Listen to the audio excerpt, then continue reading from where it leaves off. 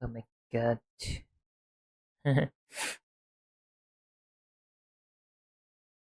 Okay, wait a minute. What is happening?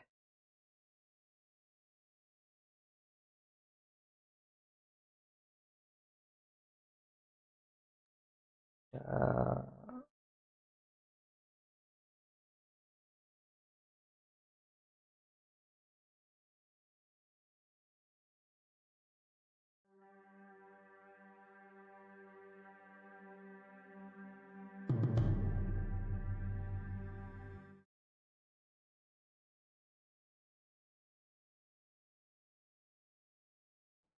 hello, hello. Okay. So, welcome everyone to the channel again. And, well, a lot of things have happened in previous week alone. So, first, wait a minute. There's some kind of leak of voice. I don't. Oh, I know. Yeah. Okay. So, basically, in the last week, we have gone over the like launching our first prototype. There were many bugs with this, but we still launched it. And at the end of this week, we reached 100 subscribers, which is kind of a shock to me because there was no internet for like 3 days. I was just off grid, and then as soon as it get fixed, I come back and I have 100 subscribers. So awesome, completely awesome. And also, thank you for your support and for everyone who is following me for all of I'm doing. And also, uh, for handling my annoyance because whatever I say, most of the times it's ununderstandable or just completely bollocks. So, first of all, thank you for following, and we finally hit this milestone, which is just awesome. Okay, so now let's just hop on to the prototype and what actually went wrong and what exactly is happening behind the scenes. So, firstly, I did launch the prototype on September 1. It's been about a week and I really haven't made any video on it. And I wanted to do that on live because I can talk more and I don't have to edit anything. Okay, so first of all, let's actually see the prototype really is. Okay, so the first prototype, what really is it? So if we go over here, this is the setup that you will get from itich.io. So if you go to this page, which links are in the descriptions, you can just get that from there. And you can download this setup file. So this page contains, if you go over to the download and click on Google Drive to download the game, then it will uh, give you a setup which you can install to wherever you want and however like you want, start menu and stuff like that. Simple application setup. And after you have done that, you will get these files, which I really like because the setup allows us to have this uninstall exe, which I think really adds up. Like if you don't want this game, just go over here and uninstall it. Well, that is some other technical stuff, and we will talk about it when I will show you like how we can actually build a game, then how we can make a setup of that build. Okay, so we're going to talk about all of them maybe in few more or after like few more lives. Okay, so let's launch the game and let's see if I can actually do this on live. Um, okay. Du- du- du.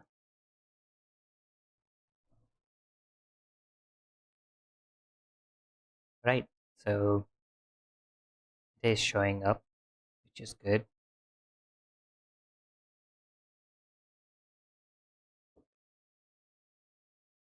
So I really want you guys to be sure that this is a prototype version, not even a demo or like any kind of uh, project horror related build. This is completely just like basically we are creating a template for this game, right? But I still want to you guys to test it out so that we have much better views on how well this has been. Like basically, yeah. So first of all, we have few warnings. I have removed them. They were kind of annoying and I really don't want them. But the keyboard and mouse use, I still kept this because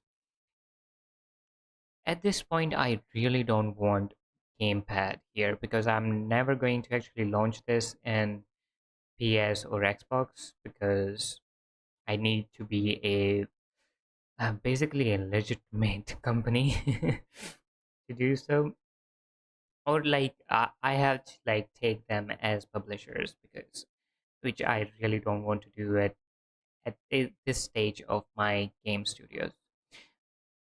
But uh, and just like thinking around that, I'm thinking that I want to keep this whole game in keyboard and mouse and doesn't really go with gamepad because it also causes some errors with mouse menus. Okay, so first of all, in the options, we have few more options like gold content. You can turn it off, and there's one thing that you cannot turn the gold content off like in game. You have to come back to the menu and then turn it off if you want to. And then we have the audio, and again, we don't have the same game system, so these are still like this. Let me have the display, and this actually works. So if I go over to 2080, you will see on live that it actually shrink down the screen. Now I don't want to go over and increase it again. I'm just going to come back to the full screen. Now the display mode are working, but they weren't working like previously. So I don't really know how this supposed to happen, but now even these are working. So I can go into Windows, windowed, borderless.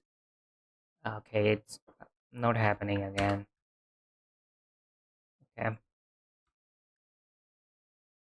Um, let me check. Yeah, I somehow played the game. Okay, so we can go to the like right now we are inside the game and we um uh, what do you say? Um, like we went into window, right? If I go to options and now if I go to display and set it to full screen, it it goes to full screen, but it doesn't do that in main menu, and I really don't know what is actually happening. Like why is it behaving this way? So if I go to even borderless, now right now this is borderless. This is not full screen because as you can see over here, we are in 2080 and it's still like showing full screen, right? So basically it is working, and it's like not working at the same time, like so much stuff. Well, now that is done, uh no like huge updates on graphics. These are like completely previous things that we had. And then similarly with controls. Now let's go and resume the game.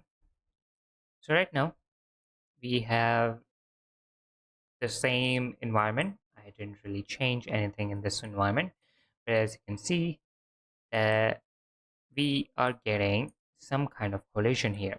Well, basically there is going to be some uh, equipment that will appear after some time, so we do have to fix it, and I will also show the fix well to you guys.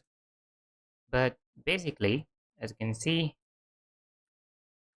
that this place looks clean and well maintained. Also, we need to like change the color of this because I I asked around, and most of the people didn't actually see this note, which was kind of bothering because without this note you cannot really open the basement door. And yeah, so I somehow have to make this like visible to everyone. Like anyone who enters this place knows that there is some interactable here and they should go and interact with this. So right now we can interact with the node and it says 3815. Now we can go. I mean, I can also, instead of making it hard coded, I can make this look completely like uh, uh, not modular, but I want to say something like it takes a random code from like a set of range, right? It takes code from, let's say, 1,000 to 10,000, right? And it uh, that code then becomes the digits that we want to have. So now what we want to do is unlock this 3815. And as soon as you do that, the log will drop down. But before that, I actually do want to show you guys that we have this place over here and a node over here. Now,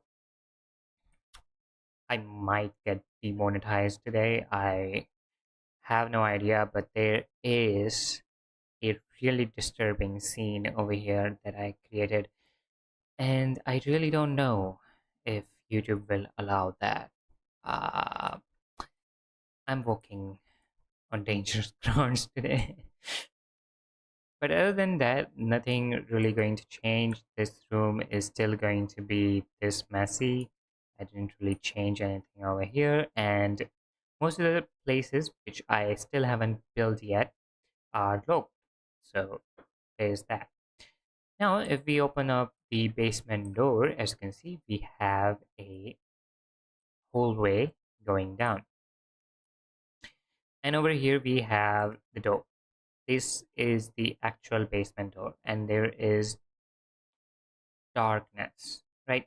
Now there is this one more thing that I didn't like, that it didn't came to my mind. How would the player know that they have to use flashlight, and they can use flashlight by pressing F at this point? I mean, they require a flashlight, but do they even know that they have a flashlight? So like when this came to my mind, I was like, I need to create tutorials, or I need to create like button following, so that the player will do all of the things that buttons are basically saying before they reach this place, right? Before they reach this corridor. And so what is going to happen as soon as you enter here, um, there will be like a pop-up which will say flashlight and equal to F. So you press F, it will turn on flashlight. And as you can see over here, we have a little bit of, um, I would say, scary ground, but there is nothing really here. I want to create some kind of environmental storytelling here, but I'm not sure what exactly do I portray overall. But other than that, this is just basically, I guess, a sewer connection. Sewer connection? Is that, um, I don't know the pronunciation, but whatever. So this is some kind of like water body connection, which is connected to like a basement or stuff, and the ceiling are broken down, like a decayed room basically. And as soon as you enter this basement, right? This is basement. This is hallway of the basement. Then you get these changes. Now the world is different. The world is contained of red light, right? And we can walk up. And what have I done? If I walk through this door, the flashlight will actually turn off. You will not be able to use flashlight anymore, like this. Okay. Right now, it's just to give players a bit of scarcity. That is a word. Okay. So that they feel like there's something there that doesn't want us to see it, right? But even then, the place is actually well lit. As you can see, you can almost see everything, right? And even this place, there's nothing like disturbing here. It's just red light. Okay, YouTube. For now, it's just red light. Now it's going to be kind of scary. I don't really know. So we also have this AI. For now, the behavior is completely fine, and like he have a limit to how much he can see. I mean, he cannot really see me, and even if I'm like standing over here, let alone if I'm behind this. Yeah. And we also have leaning ability. Now that much is like clear to you guys, like what is generally happening. But there's something else, right? Few of the lights I have turned off, few of the lights are red. Those are the world changes. But there's one more world change, of which is like certain assets disappears and certain assets appears to create like a destruction stuff. Okay, so uh, for now, from this point to forward, if for some reason YouTube decide to demonetize this or hide this, I will cut this off and then we can move forward. But other than anything, this is the scene that I was talking about.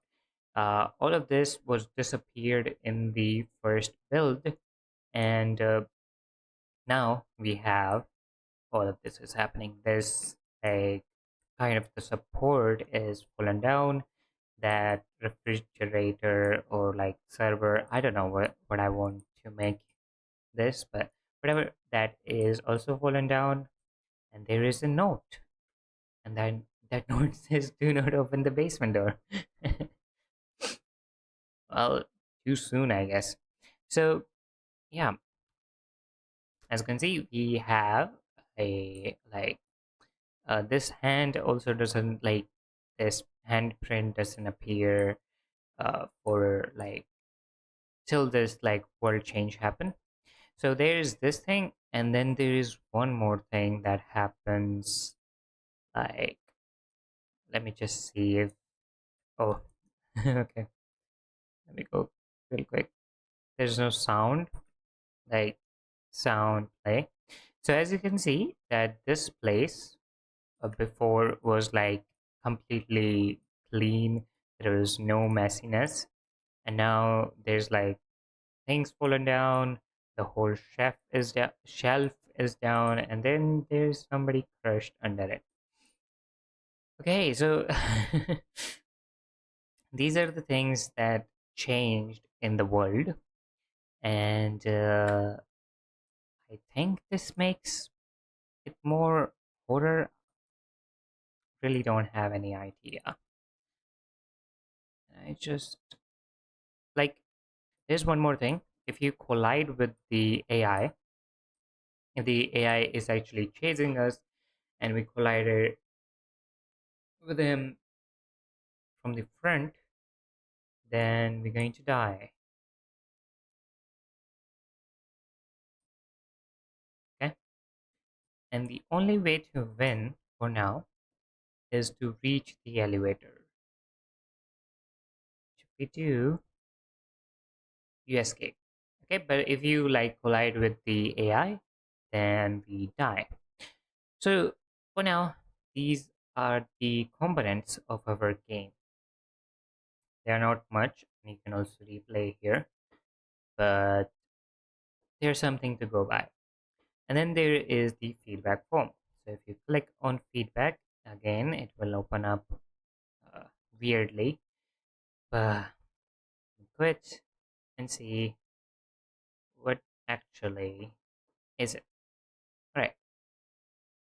So I would highly recommend that you guys go over and whoever plays the game, please go over and put all of your feedbacks over in this page, because it will be really easy for me to see what is wrong with the game in just one place, and I don't really have to go like on YouTube comments or on Discord, but I will also create like a post for the game on the Discord where you can post your bug reports and maybe feedbacks over there as well.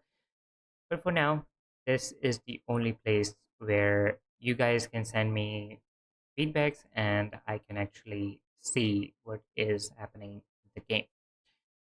So now all of those stuff are done. Let's go over the project itself. So I did update the project. Let me open it up. And now there is one more thing that I need to talk about. Frame growth.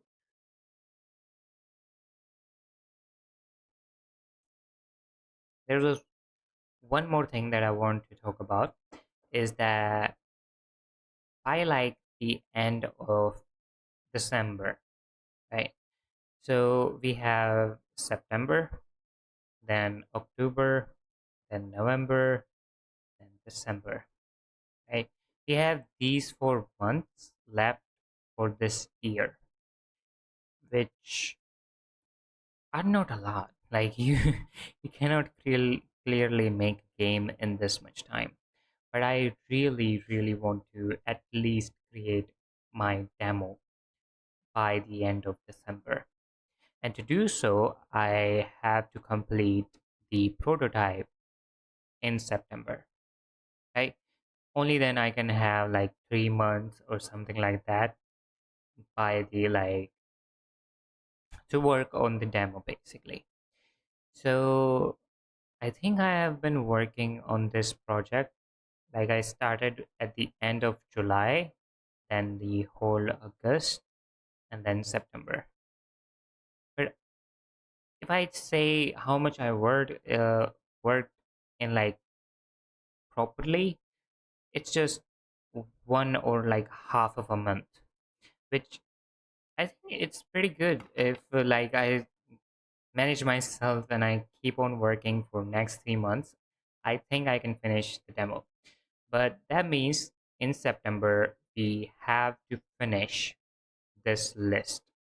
Okay, we have to complete the stress system, save system, some horror systems, and then how we interact with the world. We have to build up the prototype world, the warehouse, and some AI and NPCs. Now, there is something like different about these three NPCs themselves, as I have already shown you, like over here, what Hider actually does. Basically, Hider just walks around the world and sees for something to eat. If the Hider sees the player, it will try to eat the player. But if the player attacks the Hider before being seen, then the Hider will just like cowardly create a fog and shrink down and then disappear in front of us, right? But if the hider have seen us, the hunger is too too much for the cowardness, and it will still try to eat us, regardless of either we are hitting him or not. Okay, so that's the hider's property. And there is one more, which is the creeper. Okay, so this is hider, and then there is creeper. I might change the names, but for now, I am keeping these ones. Okay. So what does Creeper do? Creeper, like, let's say that there is this wall and this uh, table, which is like blocked off, right? What the Creeper might do is it will check. So let's say that this is the player and these are the obstacles in the world. This is the room, and these are the basic obstacles. Now this is the vision of the player can only see these parts, right? A player can only see this.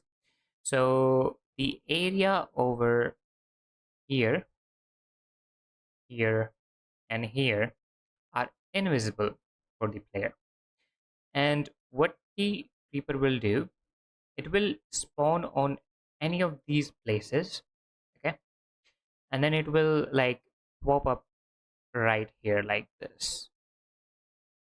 There might be like hands and a face just looking at us menacingly. Okay, or maybe like over here, the wall.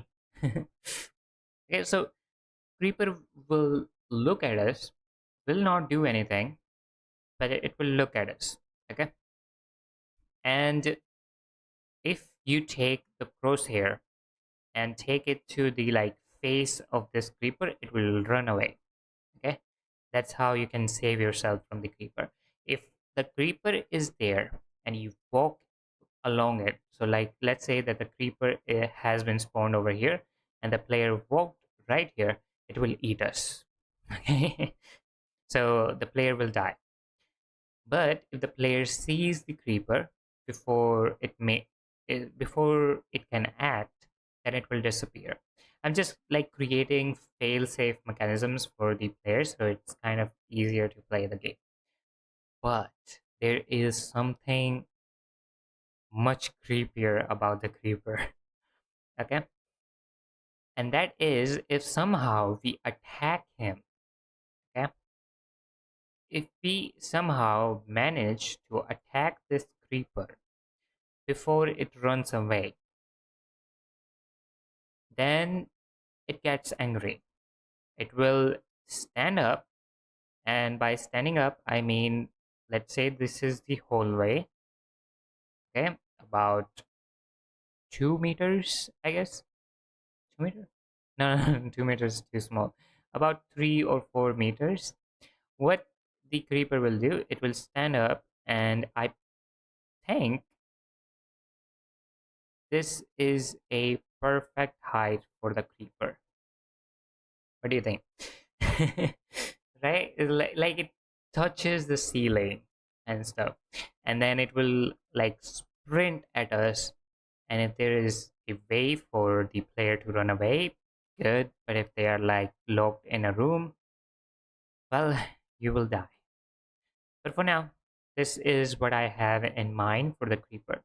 Now there is something even better, which are ghosts. Okay, they are not monsters; they are just ghosts. So what do ghosts do? So I mean, this is a game, and for some reason, I really want to create more games in this game. So I want to create something like chess or checkers or maybe some kind of like card game, basically some small uh, games like you see in Red Dead Redemption, like, right? You go at a bounty place, and often or not there's like a guy who just sits at the place holding his hand down and using the knife to like basically miss his finger. I don't know what the game is called, but whatever. So there's like mini games in the big game. So I do want to create them. And what the ghosts will do, they will like appear in rooms or maybe like embedded in walls, and they will invite us to play these games. Okay, and there is two results to this. I I think three results to this. Okay, either you win, either you lose, or you just completely ignores it. IGN. Okay, so either you win or you lose or you ignore the game and the invitation in itself. Okay, so what we can do at this point. So if we win the game, the ghost will tell us about some uh, gold or a quest that may provide us with more information or maybe make the game much more easier for us, or maybe unlocks a new place, like maybe like some kind of a side story and stuff. But if we lose, it will just like despawn, and then it will respawn again. Okay, so you can play like, let's say that there is ghost that plays chess. If you win one time with that ghost, then that ghost will transport itself to the safe house. Okay, so whatever the safe room is, that's where you will find that ghost, and you can play the game again, but it will not like cause any kind of changes to the world. Only the first game and randomly spawned ghost will do stuff.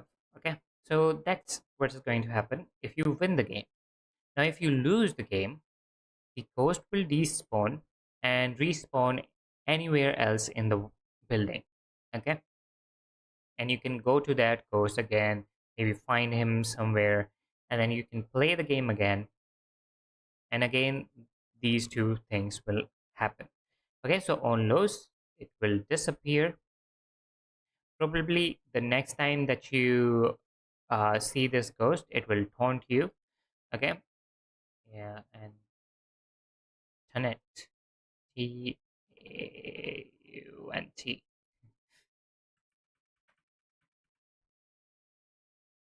Okay, next time that you appear in front of the ghost, it will taunt you, and like again you can win, or either you can lose, or you can again completely ignore the ghost. Now ignoring the ghost is also have its own consequences. Basically the ghost character will actually help you in the should I say, I mean, if you're making the game you should know about this, or whatever. So ghost character, I would just say that the ghost character is really important for the game, and if you ignore it, you are basically doing the game without it. Okay, let's forget about all of those things, and let's start working and looking at our project. So first of all, this is the preparing shader, and what is happening in this particular window is if I play over here, it will like show this uh, uh, what do you say, um, widget. Yeah, this is a basically a widget, but behind this widget, behind this screen, is many of the maps and assets being launched and being rendered at the same time. Okay, so that's what is actually happening behind the scene. We are actually rendering and compiling all of the shaders for every single asset that we use in the game. So you will not get like what they call that hitches. Yeah, hitches and glitches. In the glitches you can, but hitches, random hitches where your frame rate drops to like 2 or 3 for like 2 seconds and then they go back. What is basically happening is that we are getting all of that information about uh, what to be shown, what to be seen on the screen at the same time, and it kind of crashes the system. Well, after we have prepared the shader, you will see the content warning. And for now, this content warning is like permanent. You will see this every single time. I will make like if you continue this, it will not appear again after we have built the save game system. Okay, so over here we can continue and we can start playing the game. But more than anything, we have the options. Over here we can change all of the options, and also we have this. I still am keeping this what notification, yeah, and then we can hit play.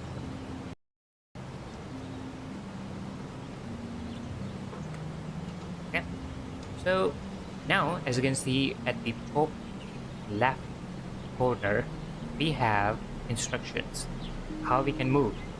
WASD. Okay, and as soon as I press D, it will know that you have pressed all of the keys and it will disappear.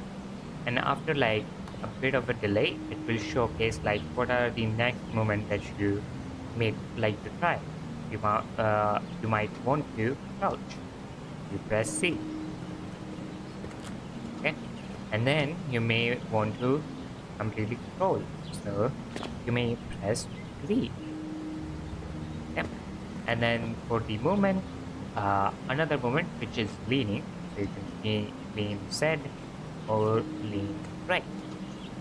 So once you have gone through these things, then you will basically know that yes, I can do all of these things, which is really great.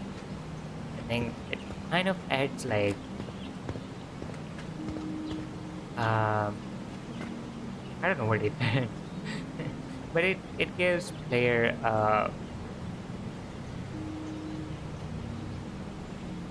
gives player what they need to do. It tells player what they have to do. Basically that, right? Then we can click on this node, know that this is 3815. Then we're going to go over here, 3815. And as soon as we go down here,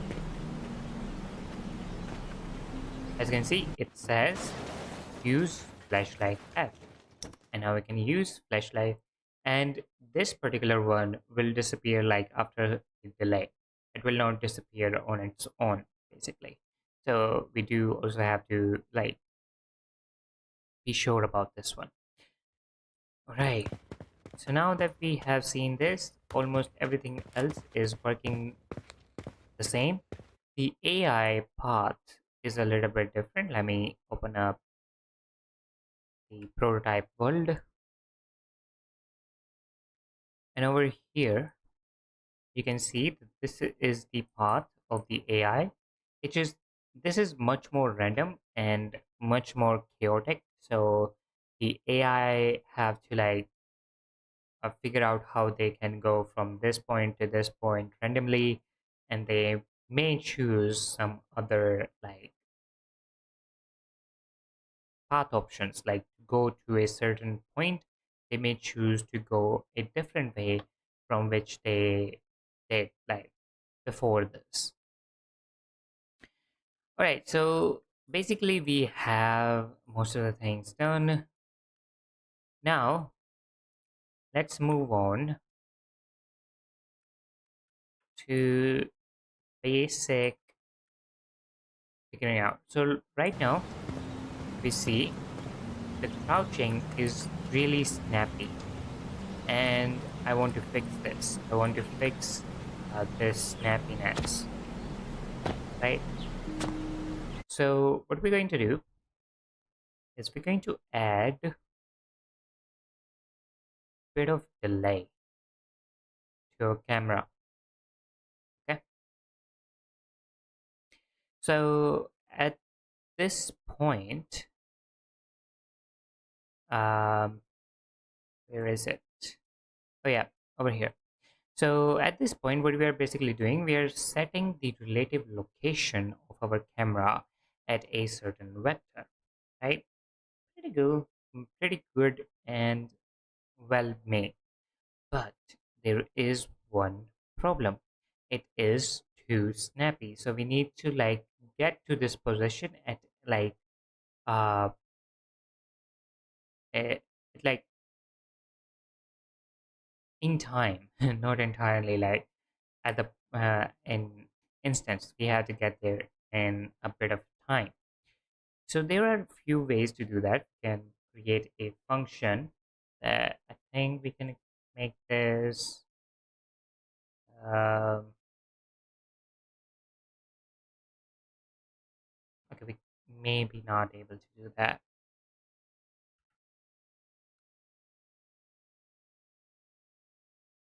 So one way is to use again the event tick, right? And instead of going with per second event, we can go with per tick event. Okay, so we can create a function function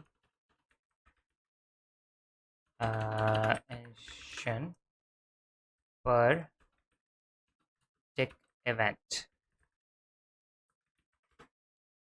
Okay, and also we can also choose which kind of event we are doing here. So for that, let's create a data or type enumeration. So e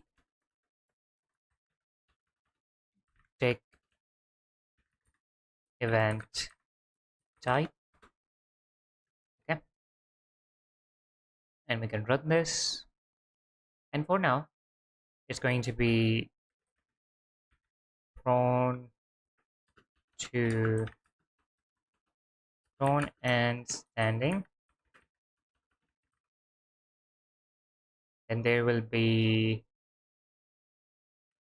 standing and crouching.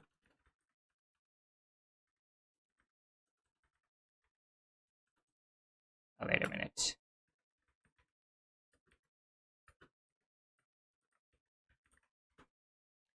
And then there will be between prone and crouch.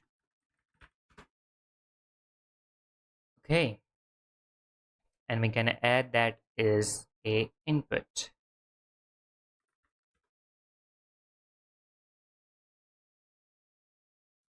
E uh,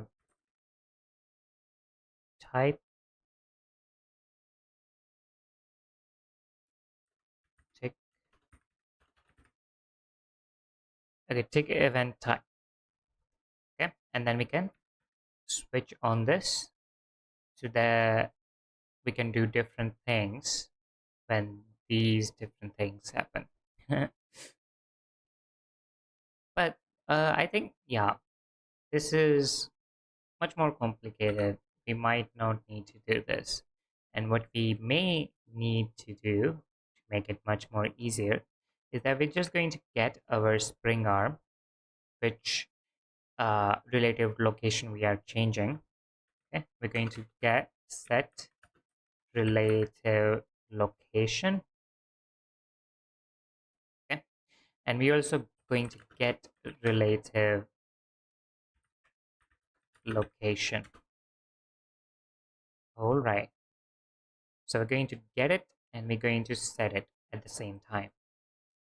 And what's going to happen is we're going to get from here and we're going to do we interrupt in interrupt to interrupt to, yeah, I don't know. And now we're going to attach the current to the relative location.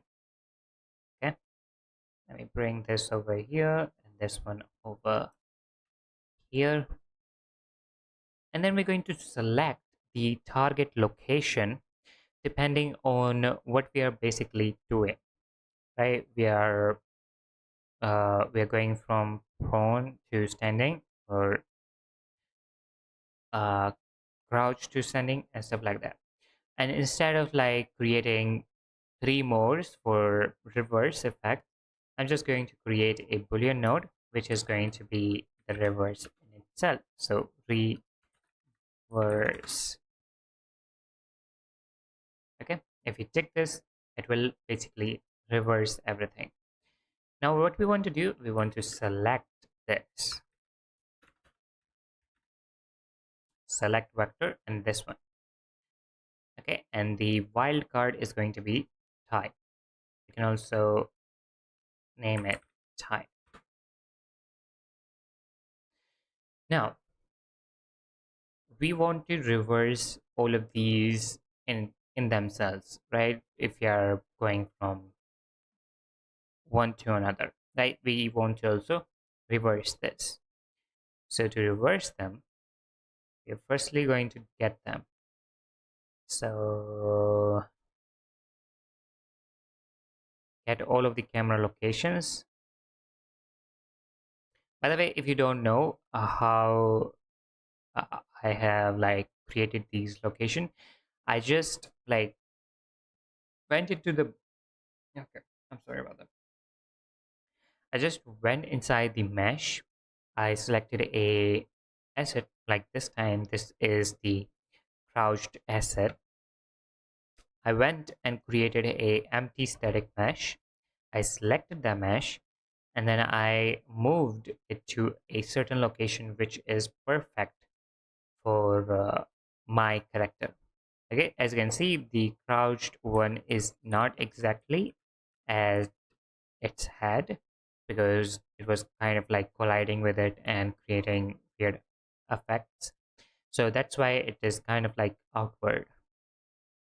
And similarly, the other locations are basically points where we can choose our camera to be at certain point of runtime or some certain point of game. All right, so now what we need to do is get location for all of them. So get relative location for all three of them. Okay, so now for this one, we're going to go select it, select vector, and get the reverse.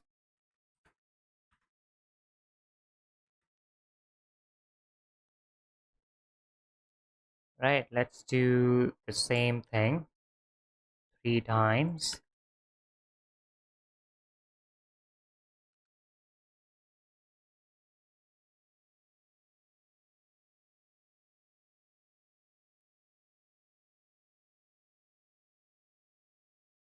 Right, so this is going to be the crouch and standing,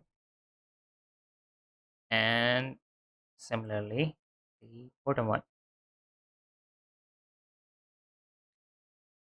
All right, so now what we need to do is the straight one. The reverse means standing to prone, or crouch to prone, or standing to crouch. Okay, reverse means we need the other location, rather than the standing one, right? So in this one and this one, the B is going to be the standing location, okay? And in this one, the A is going to be this location, and this one is going to be the cloud, and this one is going to be these ones. Okay, so make sure that the B is the last one and the A is the first one. Okay, and make sure that you use them with this orientation as well. Orientation? I don't know. Might not be orientation. Okay, so bit of a weird wiring, but whatever. So now we need a world delta seconds, and then we're going to get interrupt speed. I will just say that do it something like 10, I would say. Yeah. And now what will happen is instead of the camera going like directly to that particular position, it will like follow through there. Okay. And what we have to do, we will check it with the proning ability. And what we basically have to do over here, when we are setting the relative location, we're going to delete them. Okay, we cannot delete.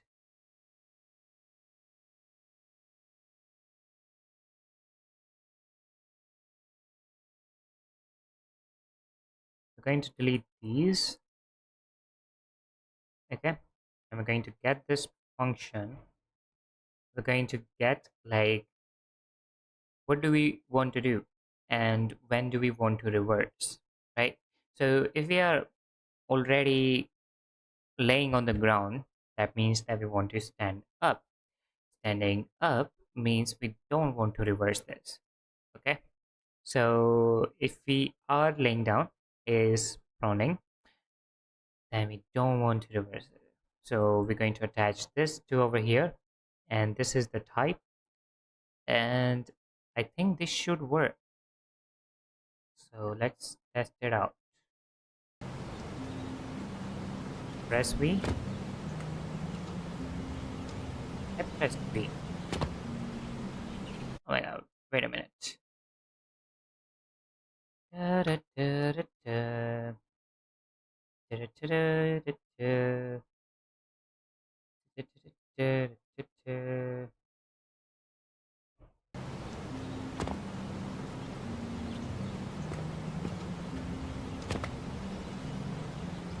For some reason, it's not really like going there.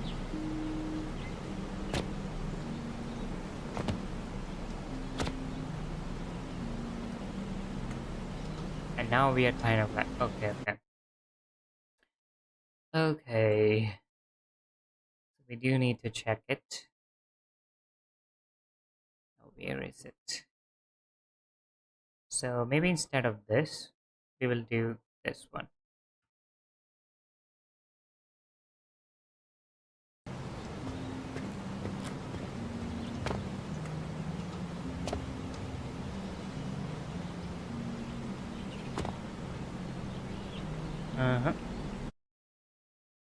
Not really working.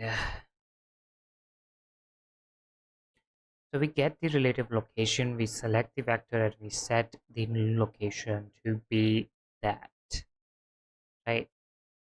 Oh, wait a minute, we're not setting this up. We're just, wait a minute.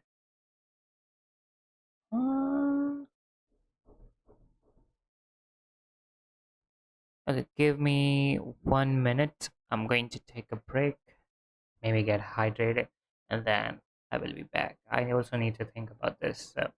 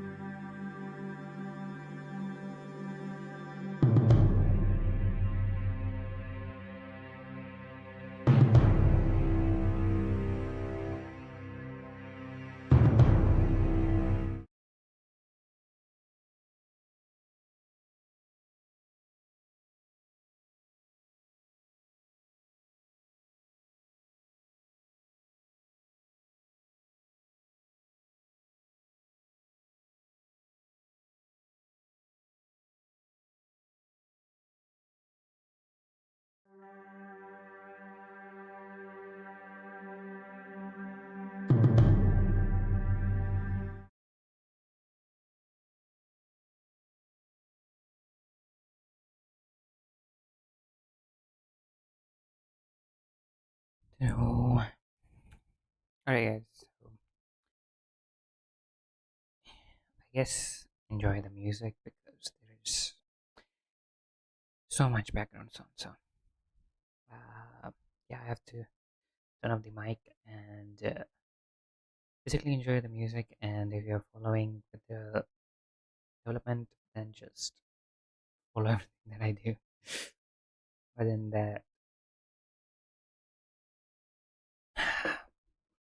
I will finish today's development at least. Ah, right. So, see you at the end. I will talk then. Sorry about this, but I have to do this. See ya.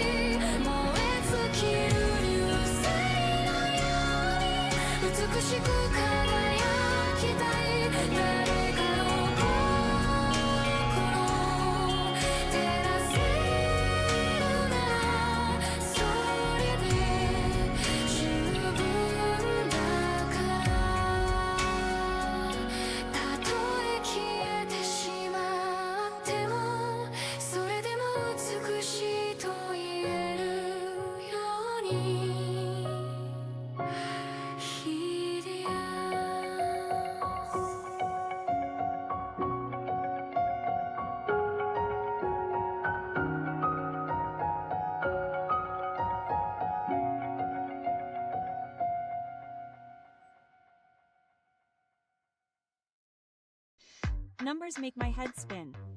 How can I make this easy? Bro, for students Google Pro is free. All of this can become simple and free. College students can now upgrade Google for free and get access to all Google apps, free storage up to 2 terabytes and more.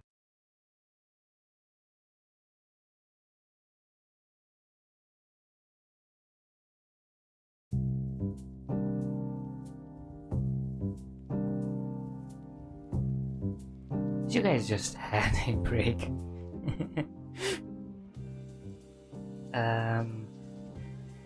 I think I'm going to talk. Anyways, other stuff is done. Let me increase the desktop audio even more so we can listen to ourselves.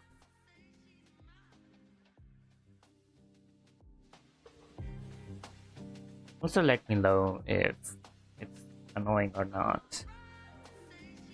I'm decreasing it as much as I can. Okay. Well,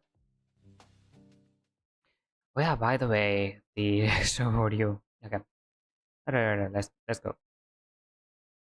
So what we need to work on over here is somehow we need to tell on the event tag that we want to change the relative location of our spring arm, right?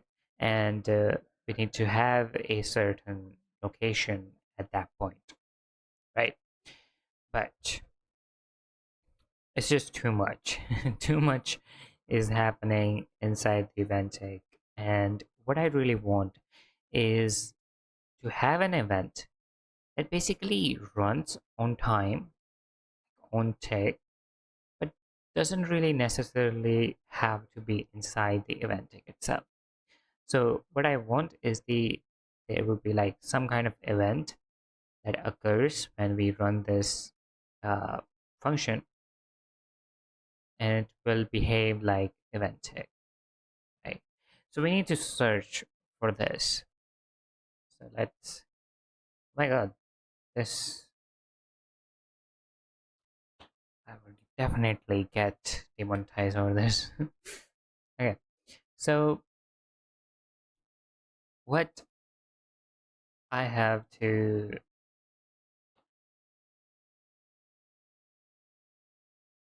so what I have to like search for is basically how to do event tag, how to run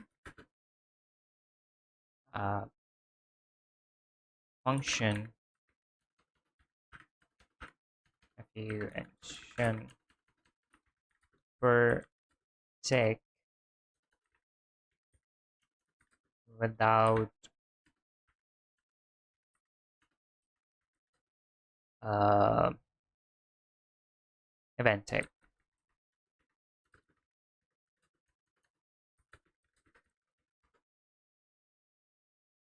What to use beside event tag? What can I use beside event that need to check constantly and event that do not have trigger like press key? Uh,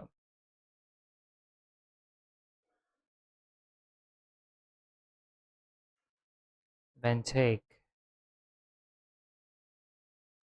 Da, da, da, da, da, da, da, da, da, da. Or maybe we uh, we make it a C++ code. How about that? Let me search for this because I really don't know what should be there. Blue, how to make a blueprint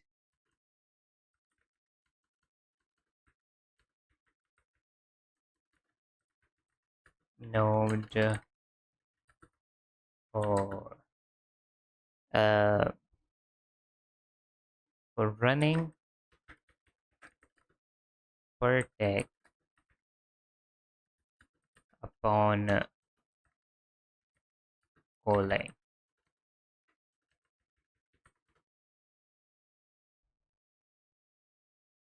To create a blueprint node that executes per tick after being called, you can utilize the custom event and timer in Unreal Engine. How to make a blueprint node in C++. Ah, okay, blueprint async action base. So this is what it generally looks like.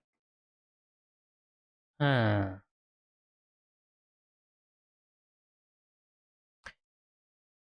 Maybe we should just do it inside blueprints. Um, so what we want to do, we want to run this event when we are basically like when we want to run this event when we want to change the location of the camera. So firstly, we need to know, do we want to change the location of the camera? Yeah. So for that, let's have another blueprint, change camera location. Okay. There's going to be a type boolean. And we're going to create a branch and boom. Okay. Only if we want to change the camera location that we do this. And every single time that the relative location, basically, uh, this relative location is equal to the target location. So if equal to this target location, uh, that doesn't really happen at the same time, does it? Oh my god.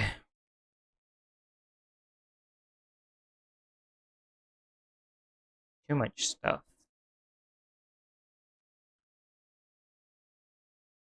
Okay.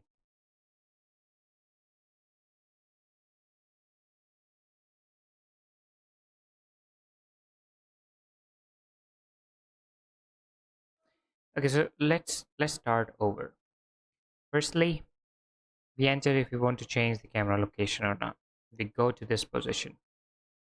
Then, using reverse and type, we go through and select between which location do we really want. So in place of prone and standing, that's what we are checking right now. Right, but we can also check crouch and standing as well. So yeah, let's go over with crouch and standing. So what we need to have, go over here and we check, do we want it in reverse or not? So crouch to standing should be B. Okay, crouch to standing means we need to get the location of the standing camera. Okay, and in reverse, which means we need the crouch location, which we are getting right here. So that much is clear, but we need to figure out one more thing, which is if we go over um, like, are these relative location completely 0 0 0? Because if that is what actually happening, then it can cause some problems. Okay, but without further ado, let's actually test it so that we know that that's what is actually happening.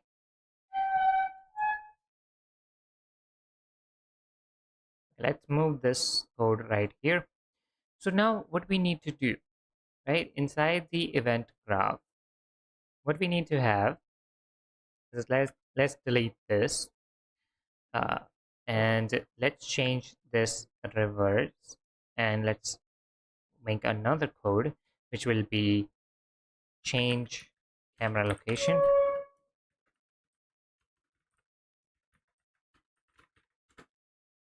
And we want this to be here, this to be here, and this to be here.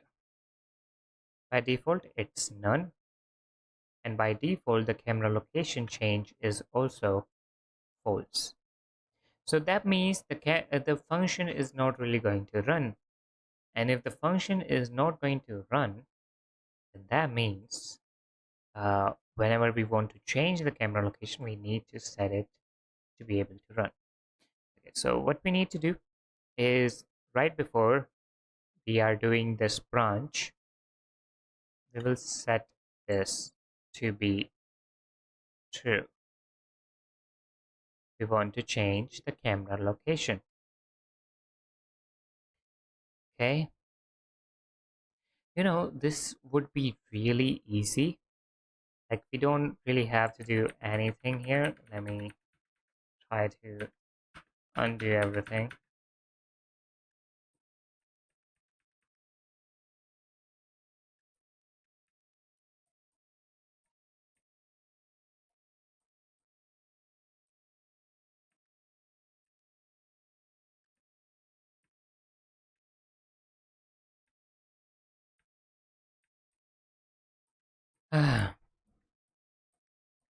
I hope that it's inside the history.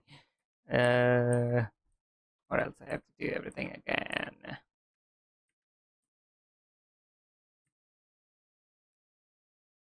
Okay, okay, all right, all right. Okay, so what we want to do is, it's pretty easy. We can just go inside the spring arm and we can set the camera leg. And what this will do, it will like, oh my god.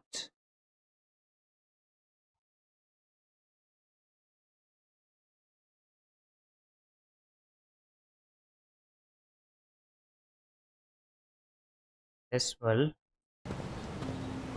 when we like try to crouch now, it's already pretty sweet, right? That is good and all, but there is one more thing that comes with the camera lag, and that is if we are walking or running, we kind of get behind the character itself. So, so what do we do? How do we have the camera lag and not have it at the same time?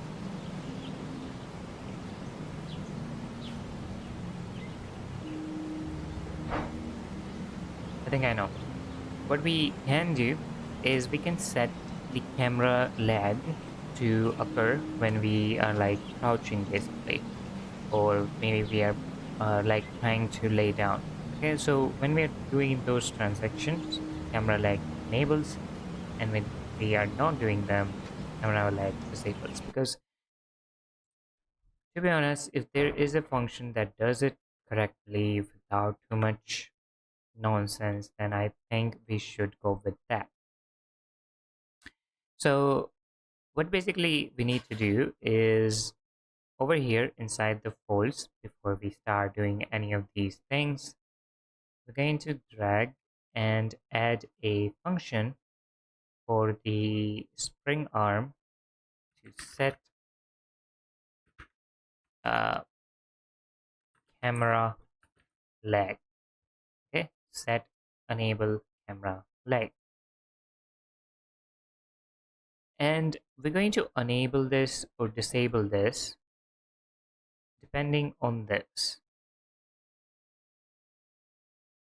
Okay,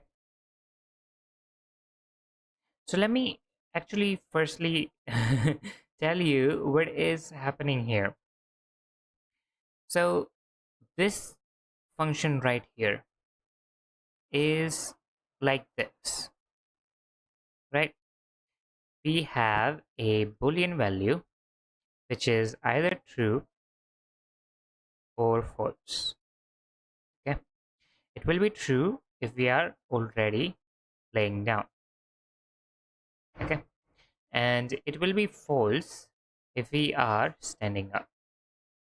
This is the thing. And then we are basically using the not gate.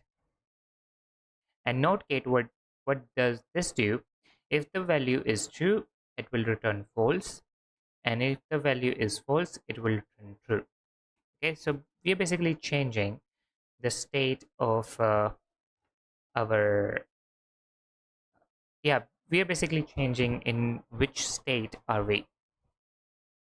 So the end result, if we are proning, we want to enable the camera lag. But the end result, if we are not proning, that means we are standing up. That means we want to disable the camera lag. All right.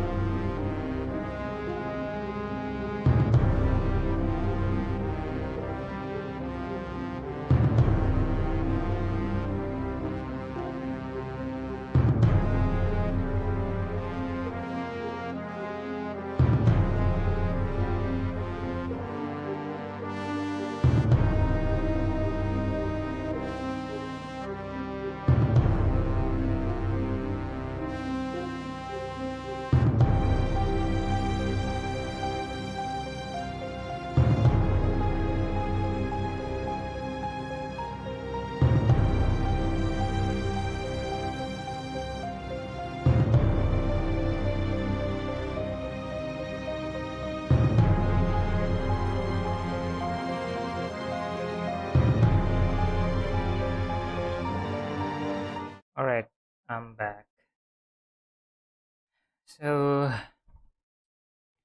let's go over everything. What were we doing? We disabled the camera lag over here, and now we enable and disable it while we are doing that. So let's also do the same thing, right, over here. Okay, before we set anything, by the way. So if we uncrouch, which means we are standing up right now, we want to uh, disable it, and when we crouch, we want to enable it.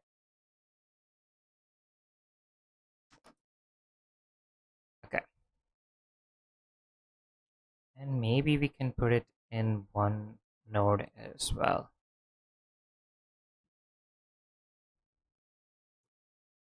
So if we are crouched, that means we're going to enable this, and if we are, wait a minute, no, it should be not. Oh my god.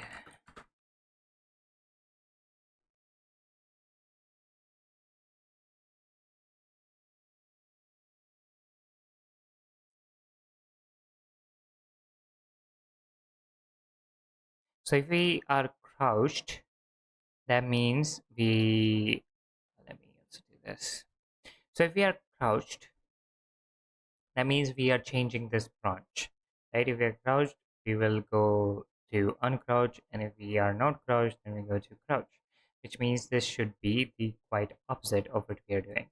So basically we have everything that we need. The only thing that I think is going to happen is this is smooth. This is going to be like going back should be snap. Okay. This is smooth. This is snap. I think like I think it's all right. Right?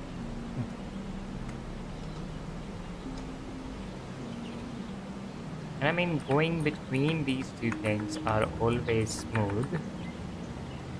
It's just that standing up is quite weird. But I mean, it also has its own perks. All right. So now we have most of the things done, right? We we have most of the things prepared for us. Now let's move on to I actually wanted to start simple today and then move forward with more complex things. But one of the things that I want to do is make a safe, right? Right now we have a padlock which we can open up using a code of 4, but I also want to create a safe which we can input numbers from again 0 to 9. It can be 4, it can be 6, depends. And we can unlock that safe. It might contain some goodies for us, right? So firstly, we want to create it, and then we want to include it inside under region. And in this video, I think I'm going to make the model of it, and in the next video, I will make the functionality for it. Also, if we go over the list, over here, let me just go over everything. So inventory, we're not really going to have a inventory in this, like in prototype. In inventory, we have like I think. Let me go over here. So in name of inventory, so in the name of inventory, we have like notes that we can make like a menu which contains all of the notes that we ever made. Okay, so inside the inventory we will have notes for uh, files and stuff, whatever we find in the world. Then we have keys to certain doors, right? And they will also be represented as like you have this door key or this door key or this door key. not like physical inventory slots, but like you have this key where in your pockets or in your bag, or just like you manifest them. We don't know. But for now, for the prototype, uh, all of this is basically one menu which will say you have this and you have this. That's it. Or maybe it contains like locks and safe. So it also like create its own nodes. So the player itself can know that I found this lock at this position in the map, and I found this safe at this position in the map. And it can also mention like this is still locked and this is still locked, or maybe this one I have unlocked it and take it, or take all of the contents, and this one I haven't, like stuff like that, right? The character is making notes of the world. So all of the things are going to get included in the inventory, but they are kind of like demo part. They, I don't think, is really that necessary for the prototyping. So I'm going to actually skip the inventory system for the prototype. I'm sorry if I am, I apologize. Why my story is so, I don't know what, but I really don't like when I say it. So I do apologize if any one of you do wanted this feature in the game. And maybe if I have time, I will make it. For now, we don't know. All right. So then we have the stress system and save system. We'll do them. They will be done in the prototype. Then the triggers. We actually have finished the triggers. If you uh, haven't seen, I created them off screen. But oh my god. But if we go to the menu, then do you see these colliders? These are basically triggers. Okay. Over here we have another trigger, right? The use of it, I will not tell you. You have to play the game to actually figure out the uses. And then we have this collider over here and this collider right under here. So do you remember the world changing? That happens using this. Okay, this trigger triggers the change in the world. Okay, so the triggers are done. Jump scares, I don't really know how to do jump scares, so I have to play games, you know. I have to collect data how to actually jump scare a player in games. So we have to keep that like on the go. Ambient scares, I have included them, but you have to play the like patch version of the game because I didn't include them in the first build, but I have patched it. So now it does contain ambient scares. So this system is done. The darkness system is indirectly connected with the stress system. So they are going to get built together. Now, the memories, the audio tapes, the recording files, record files, not done. Okay, but take note of visuals interacted, again not done.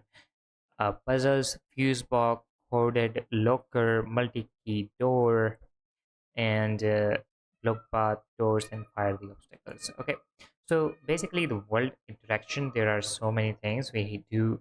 I'm do going to include these two things and this thing. Mm, no, not this. This is a demo part. Okay, but the puzzles, fuse box, and core locker, which we are going to do it right now, they are going to happen right here. And the fire, the obstacle, maybe we can include this one as well. Okay, So then the warehouse environment, it's building up with everything, and the hider, creeper, and ghost. So hider is mostly done. We just have to create a uh, mesh for it and some more effects. Creeper is completely not done, and ghost need its own games. Okay, so before this, I think I'm going to take another break from lives for a week. Okay, this week I will do complete work, but the next week I am thinking of like doing some, you know, basic game preparation. It's been a long time since I have made a small game, and so I really want to create some small games. I want to create like my own minesweeper, and then I also want to create a chess, which will be included in this game as well. So it kind of helps.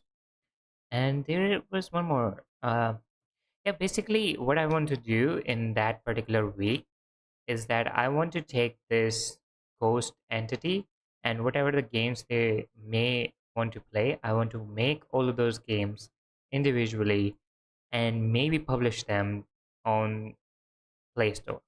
Okay. But again, all of those things are probably going to happen in Godot or Unity. So maybe the lives will change. Okay. So yeah, I will.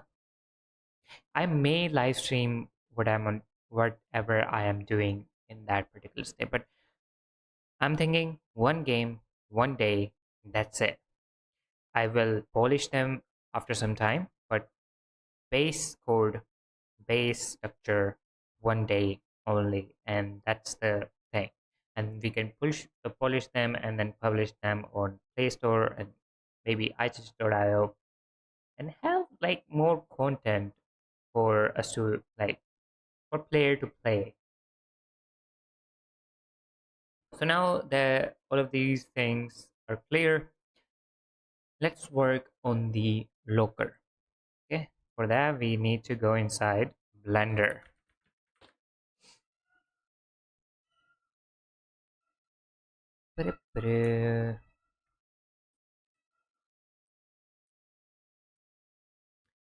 So might need to close this because it's going to take too much processing. Okay, so we need to create a save. Let's delete all of the things. And now let's start with a cube. So let's search basic save dimensions.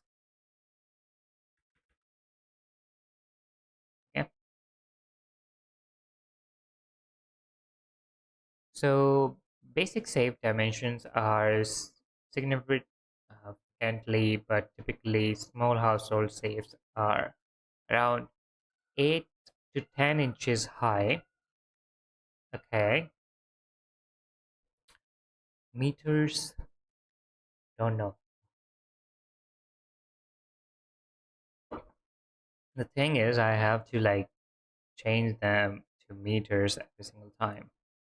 So let's get a calculator and length, inches to meters. So 8 to 10 inches, let's go with 10. So 0.254. Let's go over here. 0.254.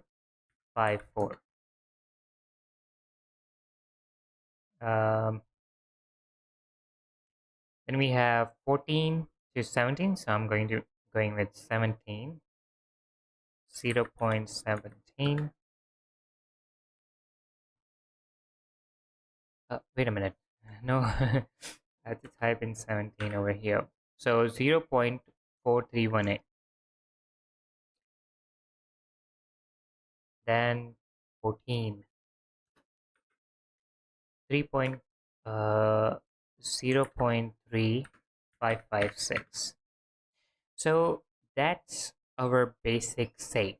And we can change this. We can update this however we want in future. But for now, for the testing purposes, this is pretty good.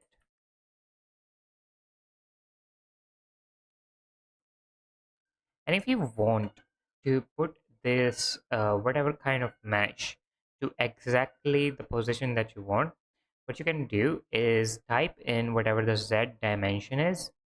Okay, so 0.356 and then divided by 2. Divide it.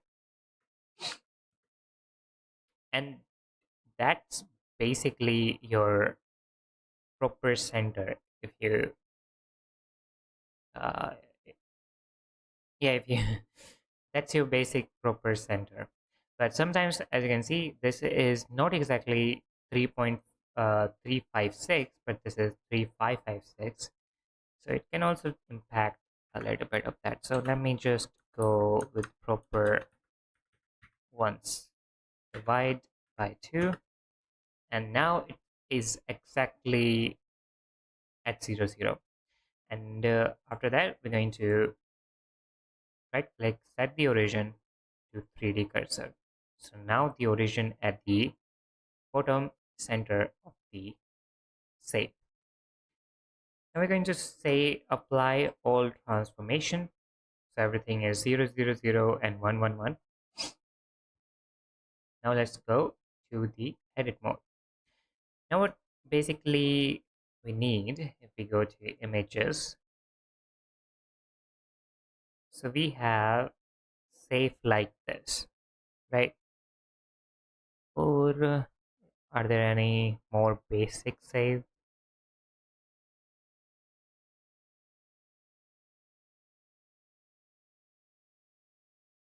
This is much better. Uh, Open imaging tab. So over here, as you can see, we have basic like dimensions and like how the safe should look like. And I think I'm gonna go with this one. And over here, this round portion over here, if I want to, I can also create this safe to be rotatory rather than the keypad safe. Okay, so we rotate and go to a certain number, then we rotate back and go like make a much more complex safe. Okay, so we might do that. So firstly, let's put this. I'm going uh, as web paying. Nope.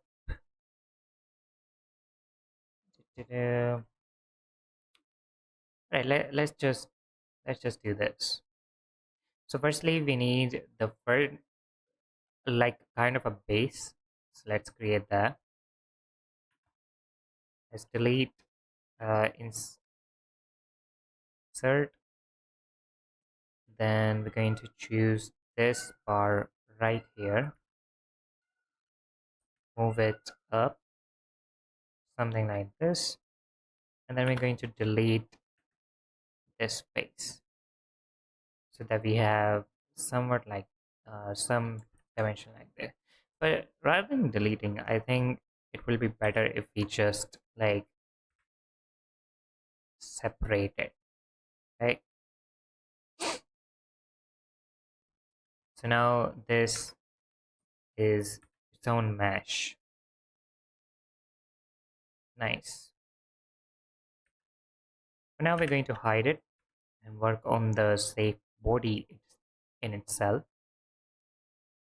So what we want is we want to take in these 4 sides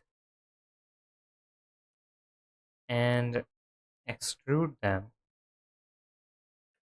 on x axis to somewhere there.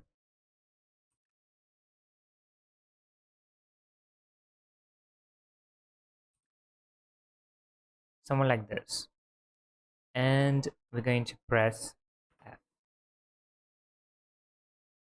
Now let's just do a quick check that every face is facing the good side.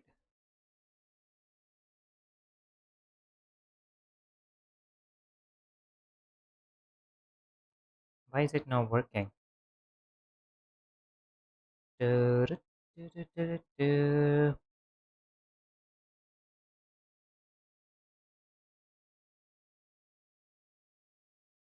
I don't know.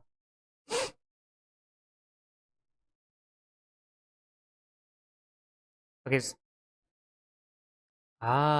So if there is any opposite face, like if some face is flipped, it's going to show as red. Okay, okay. Go ahead. And if there is none, because before it used to appear like blue, so I was just wondering about that. Anyways, so now we have a basic compartment, okay, basic container for the safe. Now let's work on the door.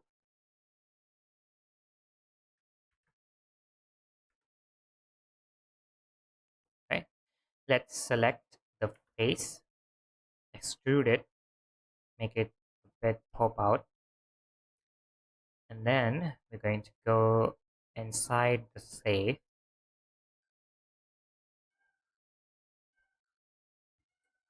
Okay, you know what, maybe let's hide this.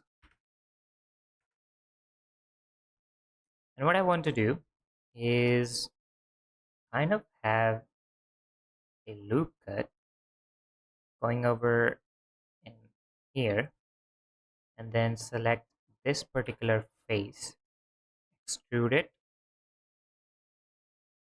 then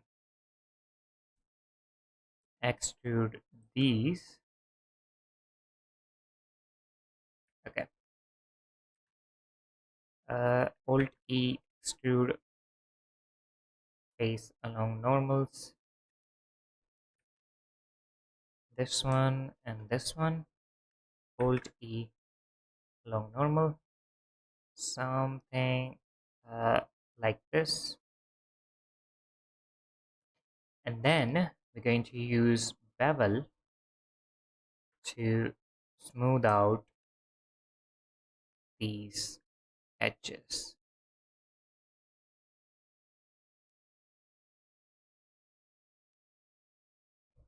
Okay, let me do this.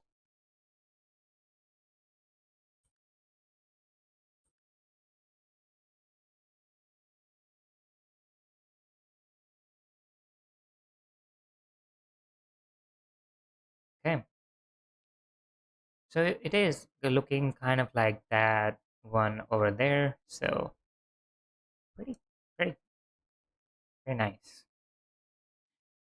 All right, now what we need to do is set the origin point of this door or this safe gate to over here, right? And how we can do that is we're going to select this face, and we're going to go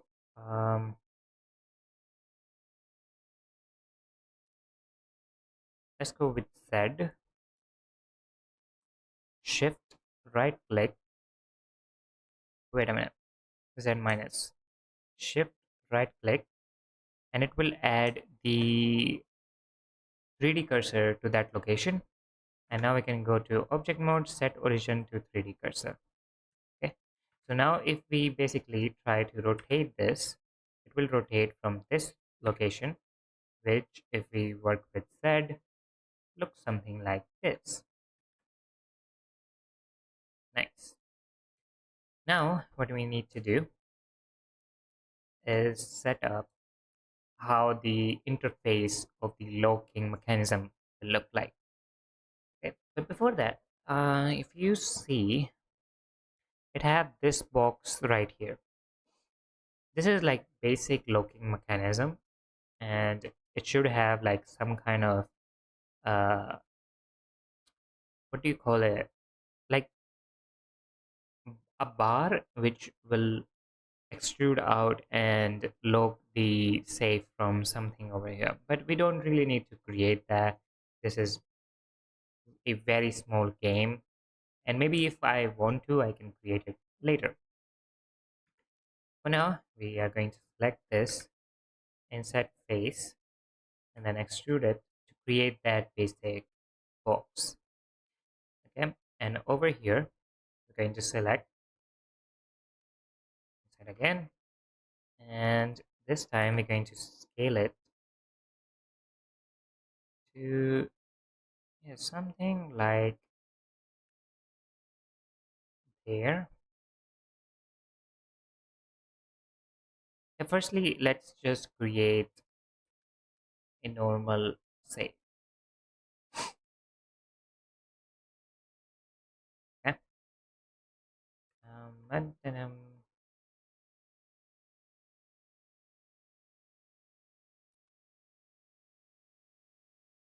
loop and controller.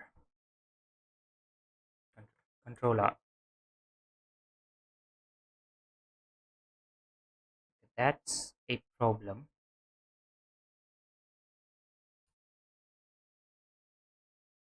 Okay. Du-du-du, du-du-du.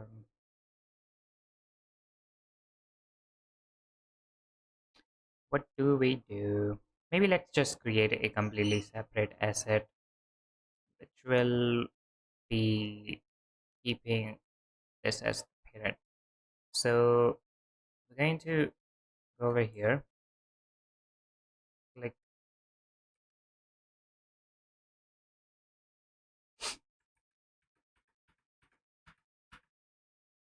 okay, shift right click, and we're going to add a cube. Scale it down,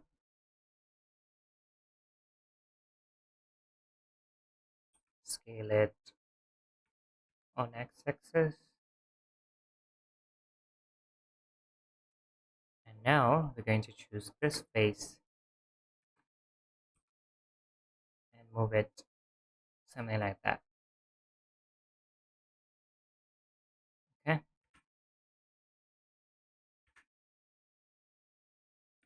scale it on Z1 as well.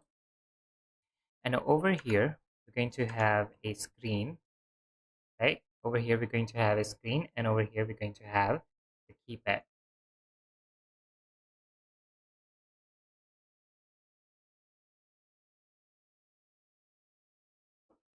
Hello, ducks. Welcome to the stream. How you doing?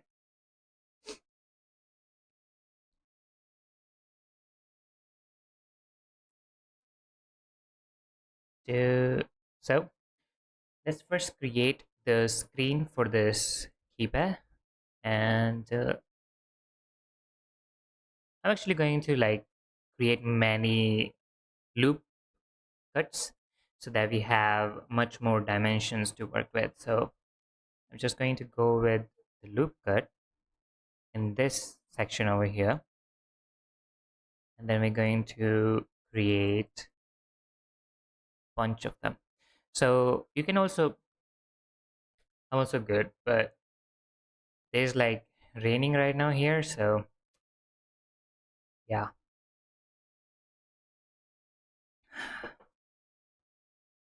a lot of work behind the scenes. So that's why I have to go on break for quite a time. So other than that, I'm doing amazing, and really happy as well.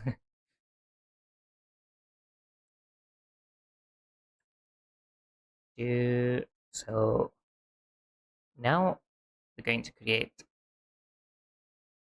more of them. So what I was saying,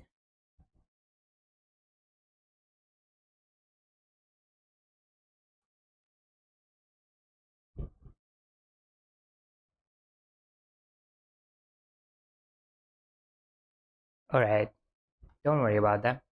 And also, please sleep, I guess, because I never able to wake up in the morning, basically.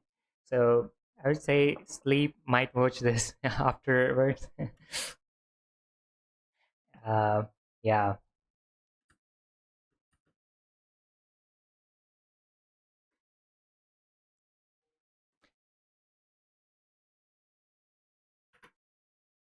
So what I was talking about before was this safe.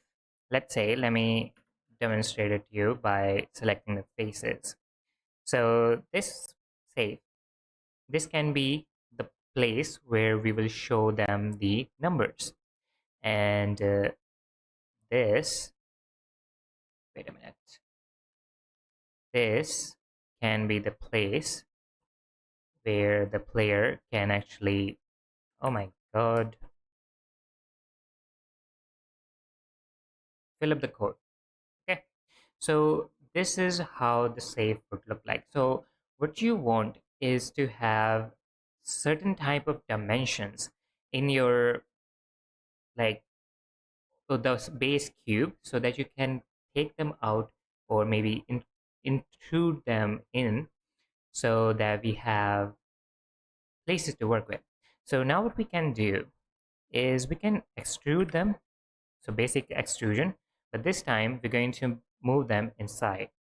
Okay, I'm actually going to select, I'm actually going to make the bottom one extrude out and the top one extrude in. So for that, let's select this, and for this one, yeah, extrude out. Okay, and now what we're going to do, actually I'm working on animations for game, and my friends are working. Oh, that's amazing, by the way. I am good with the animations, but as in like 2D. I'm still learning about 3D, and it's kind of tough. It's really like, ah, I always want to have like a suit which I can just wear and do all of the animations. Ah, it's so hard to do 3D animations. But if you're working for the game animations, and if you are working with Unreal Engine, then I will recommend getting a plugin that would help you, like, in-game animations. You're too, oh, same pinch, I guess. uh, yeah, to the animations in-game. Ah, you're drawing them, right? Like every single frame. Ah, I'm looking at the work, man. I'm just looking at how much work it's going to be. But good luck with the game. And yeah, you, as much as we want them to look good, the work will just like pile up. Uh, want to make the game look good, work more on it. Okay, so now we want to also like pop up these codes, right? We just don't want like basic flat out keypad. So what I'm going to do is select like alternative chessboards. Okay, and what this will do, it will help us in introducing and then extruding them like this. Okay, but I want them to be exact numbers, so we have to like do something else. So like I mentioned, like group of 5. I It's much more fun that way. If you have a group, doesn't matter if if they if they're like chaotic or not. If you have a group, it's so much fun to do creative work than doing it alone.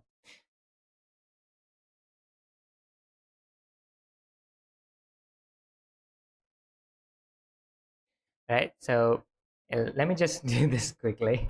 So what we're going to do is we're going to inset, and as you can see at the top left corner, we have thickness.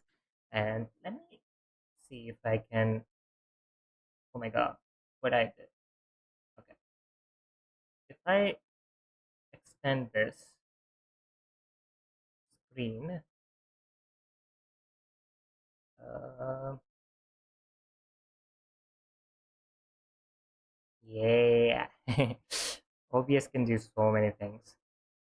So over here, as you can see, that we have thickness and depth.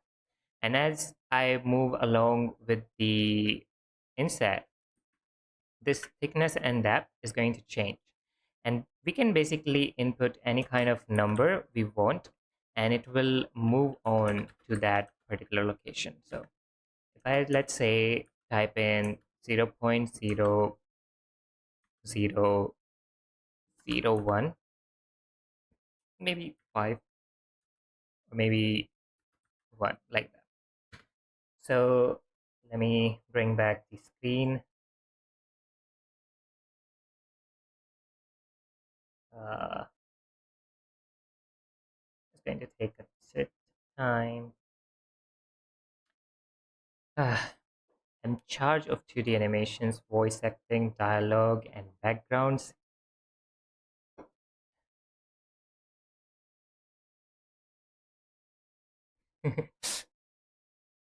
Oh, thank you. I I don't think my voice is that relaxing, but that was a compliment that I might need. By the way, I would recommend that you still go to sleep even if something is keeping you awake, because morning schools are going to be like so hard if you're not sleeping. So, good night and have a nice sleep. And also, if you are in charge of all of these things, best of luck, and just send me your game if you are available. Like when your prototype and stuff is working, I really want to play and see the voice acting, because I'm also doing all of these things. So keep working and keep me updated if you can. So now let's also extrude them to something like 0.002. So the intrusion is 0.001 and the extrusion is 0.002. So we can now intrude it to 0.001 and extrude it to 0.002. So now they are basically the same size. And by doing this, we have a weird looking look, safe lock or whatever. And now if I select these and go inside the material, it's going to take some time. It always does. I don't know why, but Blender doesn't like materials, doesn't like textures. Ah, so it's going to take a bit of time. Not responding. Okay, so over here we have, oh my god, let me go to the object mode. And this material is going to be the safe metal material. Okay, so this is going to be the basic metal material. And we can make this metallic and maybe increase the roughness to complete rough. And then we're going to create another material which is going to be the rubber material. My game, I haven't really thought about it, but I'm thinking about three names. Either it's going to be Project Horror, or it's going to be something like uh, Amnesia or something like around those games, not exactly Amnesia. But yeah, either Project Horror or Project Identity, because it's going to be like about memories and stuff and failed operations. So I want this to be based on some kind of project. So that's why I'm going with project and then some other uh, complementary name. So yeah, that can be my name, but I don't know when I want to publish this or when I want to do that. It will take time to fix on one particular name. You should not be working alone. Have someone to manage all of your stuff. Metal and then rubber. And then we also need one for the screen. So let's see our screen. So using these three materials, right now they are basically the same. Rubber is not going to be metallic, but will be rough, quite a bit like that. And screen is not going to be metallic and it's going to be not rough at all. So now we have all of these features. We can basically go select this, assign the screen to this, then select all of the keypads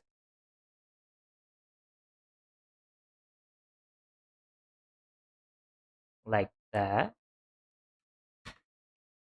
control plus to actually like select all of the alternative faces,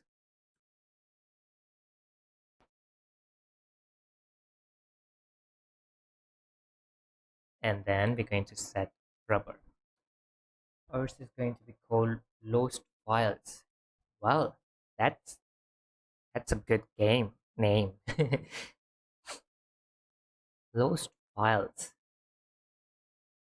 That that gives like most of the context. Like I think about listening to the name, I can say that it's about some like kind of like similar to some lost memories or some lost stuff.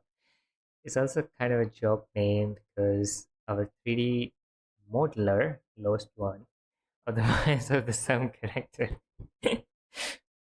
Nice. It's a fun name, I guess. Then, um,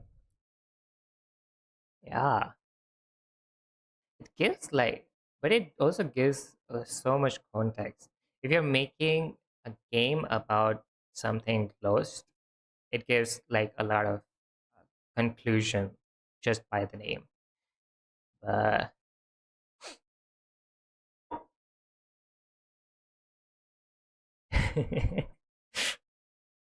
leave him alone, please. Sometimes stuff happen. It's life. All right, let's bring back our case. Where is it? Unhide it, and let's add the metal to this. And let's see how it looks.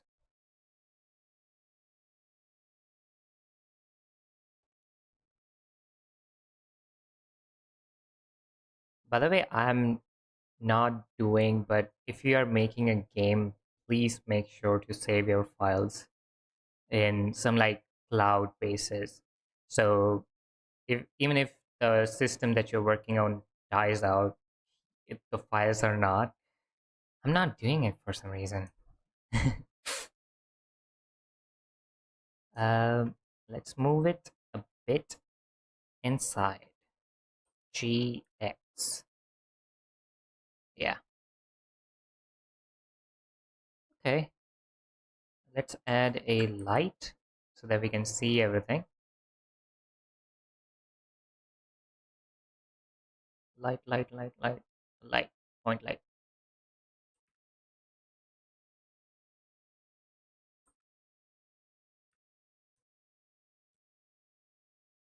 Our our old 3D guy, we paid him, but he didn't give us the files for the character.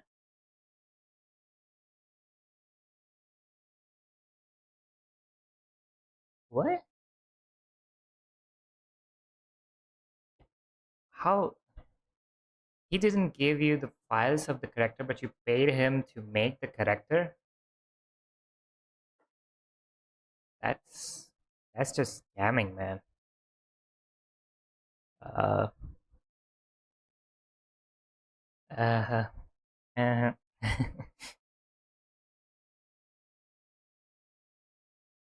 Skimish. Okay, okay, okay. I was getting a wrong idea there.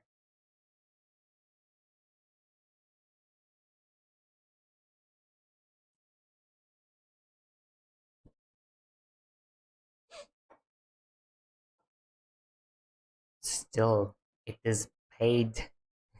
It is paid.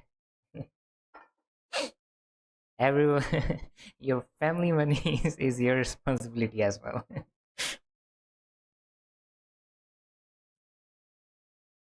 um, Let me also decrease this G. Yeah.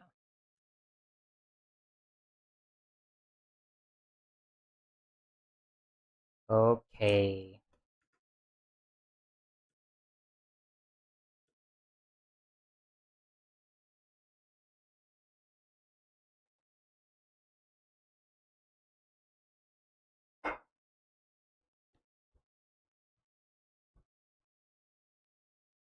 Oh, how old are you? Wait a minute.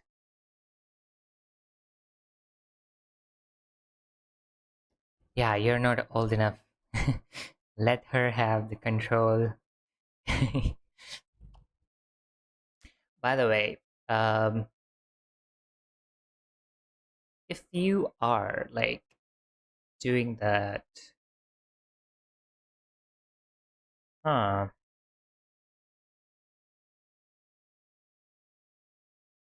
Maybe go over to like, yeah, if you want to search for any kind of artists, oh my god. So if you want to search for any kind of creative person, then I would say that go over to like communities about that particular art, like go to 3D art communities. There are many people who are looking for jobs, right? Like when I was used to do 3D art, I was like looking everywhere for jobs, right? So there are people who will do better job, ask for less money, and be present every single time. So have a bigger search room for this, right? I mean, if you have the money to pay, then pay the correct people, basically. So even the accident shouldn't happen. Take in the account, take money for the accident in account, but make sure that as much less as of them can happen. But uh, I'm not progressing on my model, so let me work on that. Um, Maybe let's add bevel to these edges so they are not that sharp. Okay. Du- du- du- du- du- du.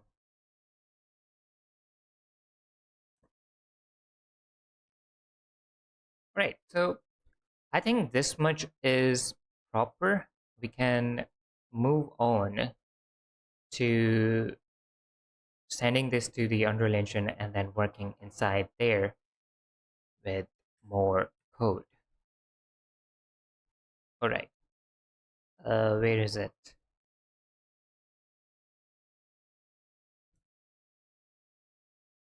Da-da-da.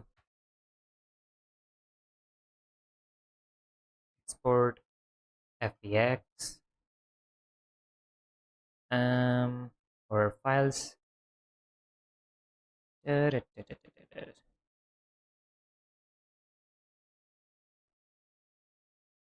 Let me just make a new. Oh, wait a minute. There is a folder for Blender, Unreal Engine exports, meshes, and this is going to be the save.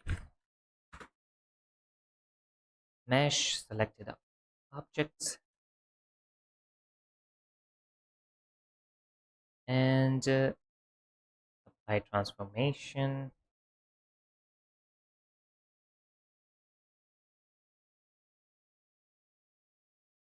Export FBX.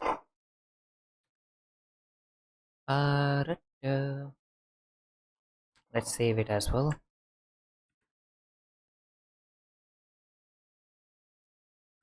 Unreal save. I need to get water. I need to stay hydrated. So yeah, be right back. I will be back as soon as. Uh, wait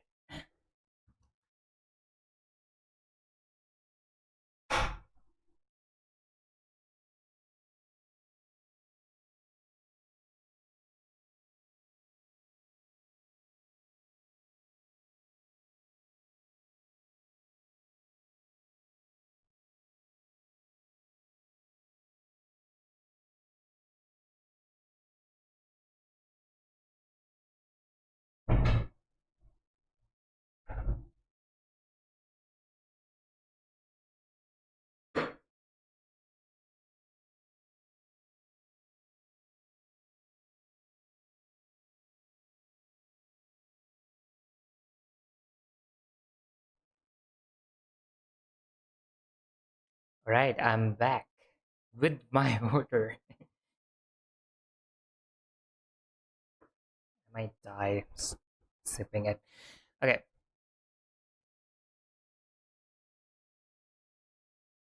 Yes, water is very good for us. Now, you work on mobile. Are is it about like you draw art on mobile, like you make animations on mobile, or like you just work anywhere you can? You have your laptop, just go anywhere you can and just work in nature. I would like that.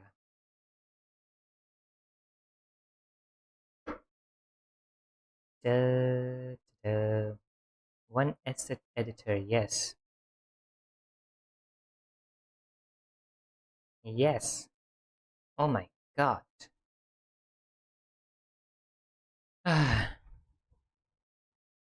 Doing lives and while using almost all of my processing power, making a game, everything bugs away.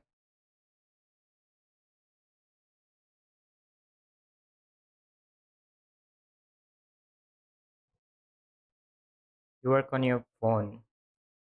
Uh, I I think I have, yeah, I have a friend who like draws amazing, amazing art on mobile, and always I'm always stunned on this. Like I cannot draw properly with a well-designed drawing pad, and you draw it with on your phone. Like the screen is so small. How you do that? Yeah, great for you, man. Uh, Working anywhere you can, best thing ever. Um, so we need to get that asset in our game. Storage, Creative Hub, Unreal Engine Project. No, no, no. Blender, and then Unreal Meshes. Okay, we need to have.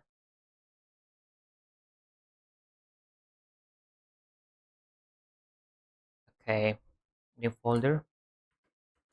Save.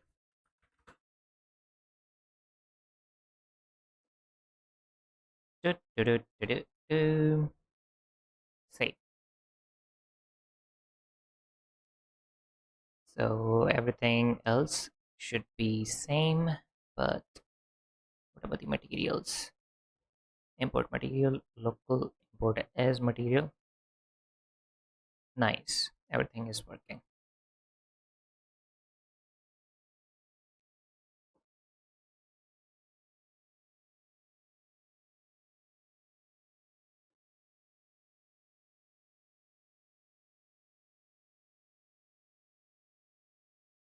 Magic.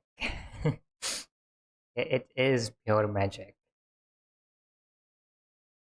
For the people who don't understand, it is pure magic. And yeah,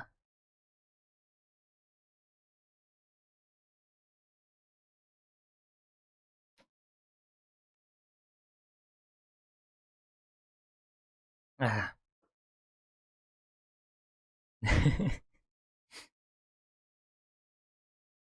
All right, give me another minute. I will be right with you guys. Okay, just give me another minute. I have to go.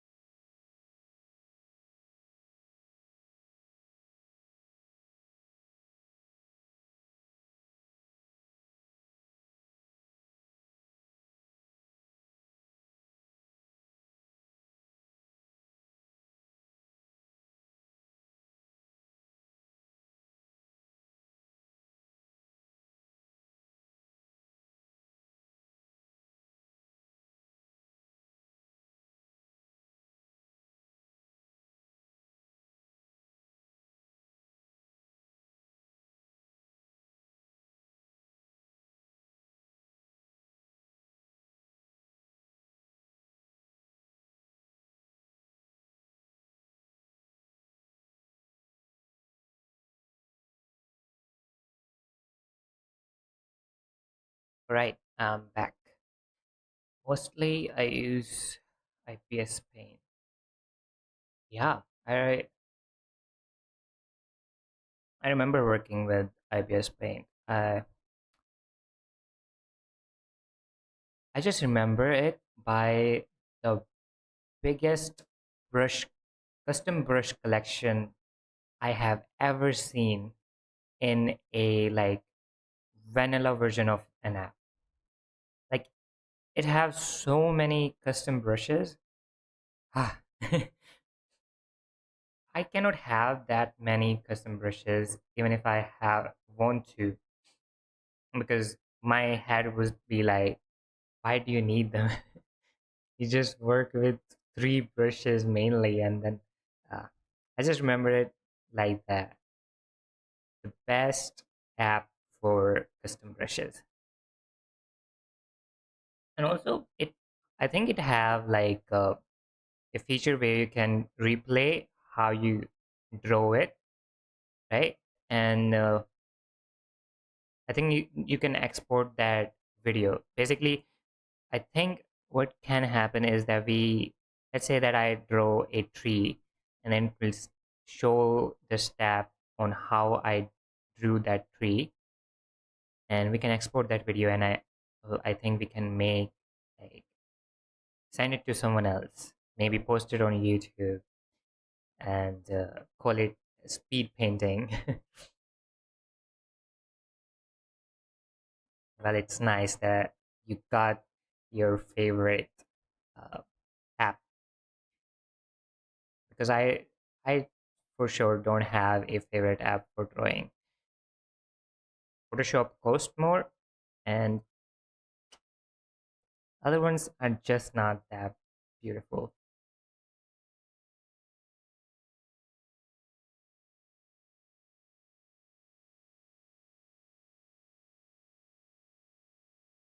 You can call it a workflow.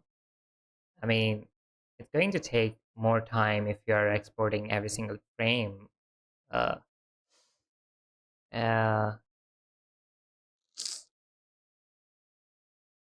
but it can work.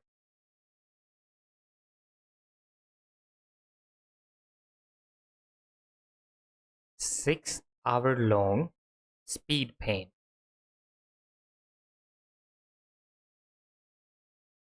That means the work is like 1 week long or something. Nice,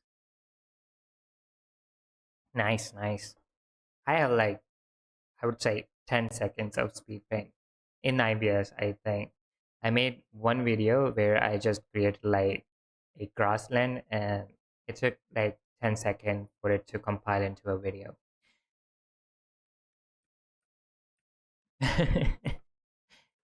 I will not keep your secrets, man. Um, yes. Similarly over here, nanite, disable nanite. Uh,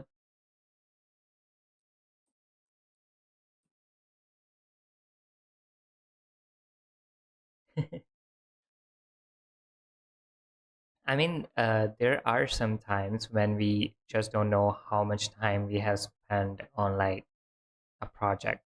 Like right now, I have spent almost an hour or two working on this save, and I haven't been going anywhere. So yeah, sometimes if you're in the flow state, it can take hours, and you will not even feel like that. Right, as you can see over here, if I open it up again, this cube have weird shadows, and we don't want weird shadows. And let me also check, does this have good shadow or not? Okay, this one works for it to have like weird shadows over here. So what we need to do is we need to go back to the blender, and we need to fix how we look at this. Okay, so firstly, nothing is going to be smooth. So if you select both of them, let me first check that.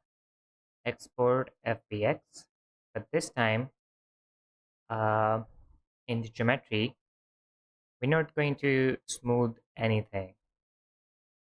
Okay, so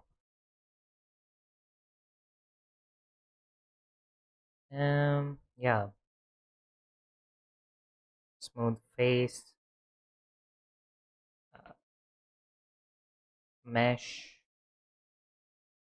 selected objects, export meshes. Give me a sec. Unreal. No, no, no, no, no. Um, FBX. Click on Save, Export. Go to Unreal Engine. Go over here and re-import mesh. Okay, as you can see, this is much better. There is no like weird shadow following to any weird places. Re-import. All right then. Now there is one thing. I'm I am not fan of these materials. So what I'm going to do, I'm going to use this material, default material for imports. I created this off screen. It helps me create in some of the material instances, and then we can use them to do our stuff. As you can see, we have rubber and we have protector base, which is kind of metallic. So we can use them in our cube as well. So if I delete this metal right here, it will ask me to find a to replace references, and what do we want to replace it with. So I can say that replace it with protective. What was it? I forgot the name. Protector base. So if I delete this, search for base. Pro. Okay, there is nothing with protector.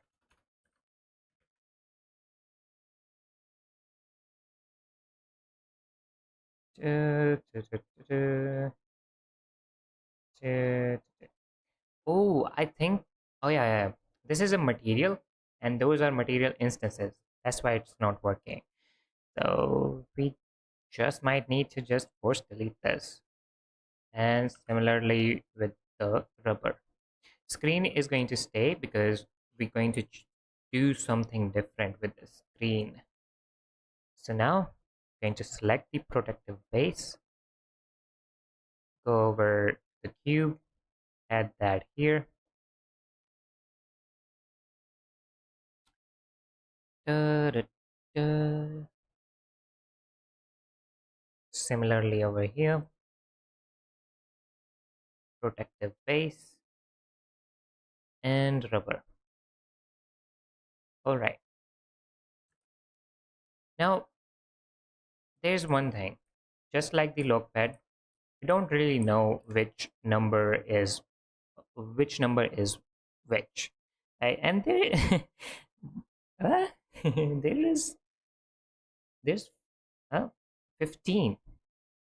We have 15 codes. Not good. I only need 6, I guess. 9 or probably 12, but not that many. So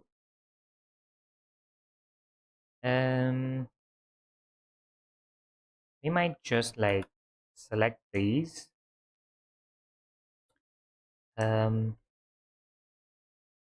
Yeah, let's go over like this, delete them, face edge faces, and select these ones. One more. Okay, like that, and delete these faces as well. And now we can basically have this, and it will be just one base. Now, what we need to do, I'm just going to draw the numbers on them, just like the log pad. Right, so let's go inside the rubber, and instead of the base color, we're going to select image texture, and then we're going to create a new image, and we're going to call this lock keypad. Okay, create new image. And now we can go inside texture paint,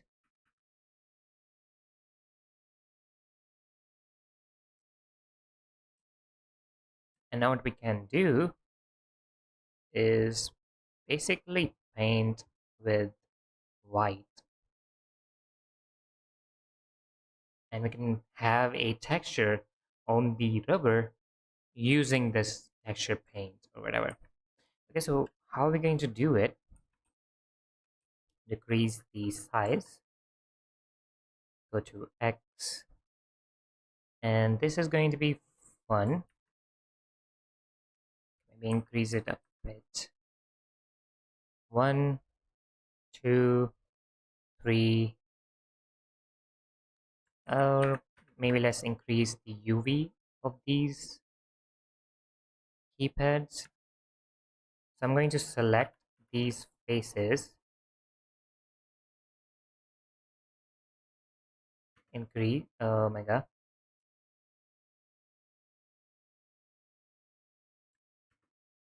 and go to UV editing. Right now, as you can see, these faces, these faces are only this much bigger. But what we want a lot bigger faces. So I'm going to go over here, press U, and Smart UV Project. Okay, and this is much more area, means we will have much better textures. Okay, so now we can go back to the texture paint, and now if I draw, as you can see, it is much clearer and not that pixelated look. So this is going to be one. Is it something wrong with the opacity? Nope. Okay, so this is 1, 1, 2, 3, 4, 5, 6, 6, 7, 8, 9, and 0 over here. And I think over here we have star, and over here we have the hashtag or whatever, right? One is to clear the number and one is to enter the number, I think. I don't really know how locks work. But we have a texture, and now we can export this texture to our game. But before doing that, we actually do have to export this FBX again. Save, export, and then we're going to go inside texture paint and save this. Cancel image, save, and this time we're just going to go inside desktop, and this is going to be logpad png. Save it as image. So now what we need to do, first of all, re-import this mesh, and then we're going to go over this logpad and we're going to import it inside our engine. Okay, so now we have the numbers as a textured map, and we're going to move it inside safe, move here, and now we do need a new log. We need to create a material, go inside here and set this as the material, and as you can see we have the numbers and we can use them to get stuff done. Now let's start with the safe blueprint, but before that let's go to the actor palette so that we can put this in the world and interact with it.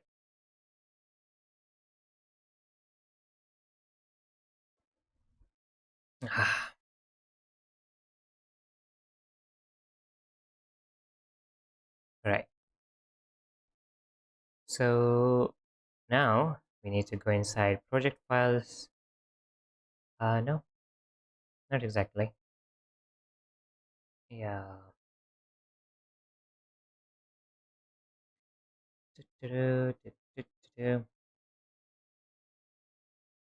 Project files, puzzles. Oh, we have look and save over here, but mm, should we? Nah, let's just make a new folder for save. Blueprint,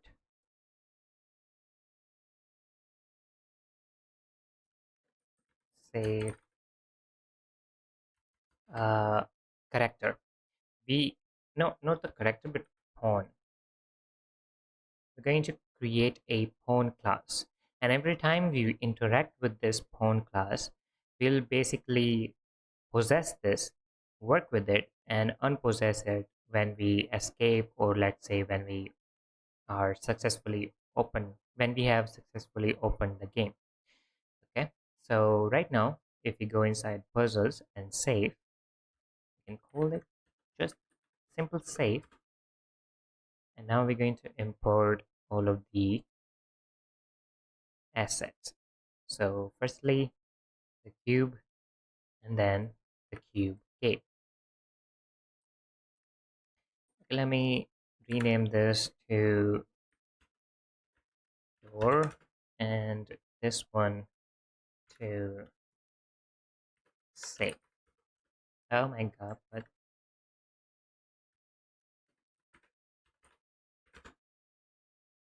right. And now if we do something, you know what, let's make this some other, maybe later. So what we want to do is that there is going to be a camera here. The camera, and this camera is going to be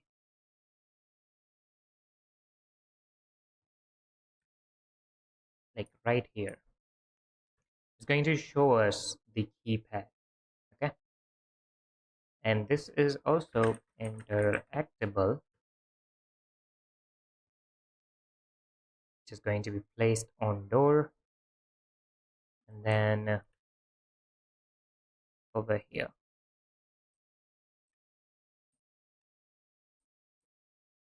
Now there is, I think, one wrong thing that I did, which is if I try to rotate this now, as you can see, the rotation is weird.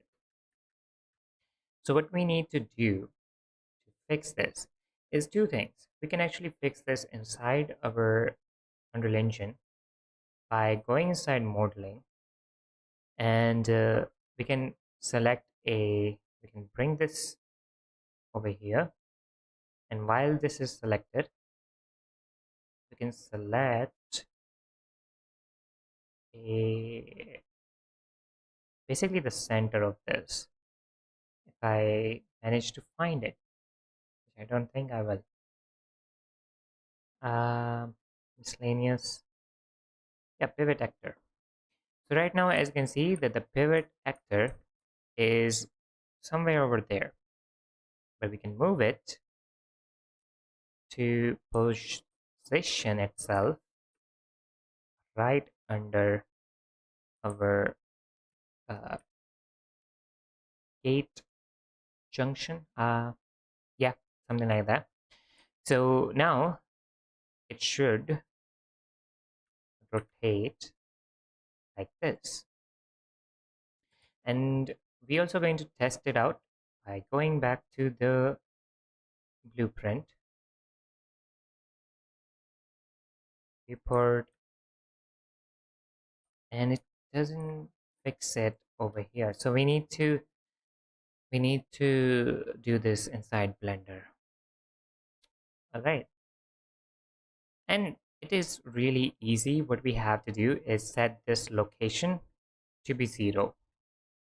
Okay, and that's all what we had to do. So now if we export FBX, it might look weird here, but will be all right. And now what we need to do is go over here and re-import again. And now let's go over to the blueprint. And now let's move this to over here.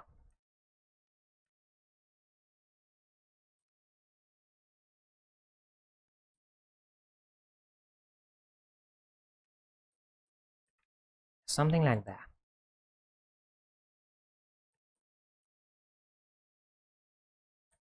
Okay.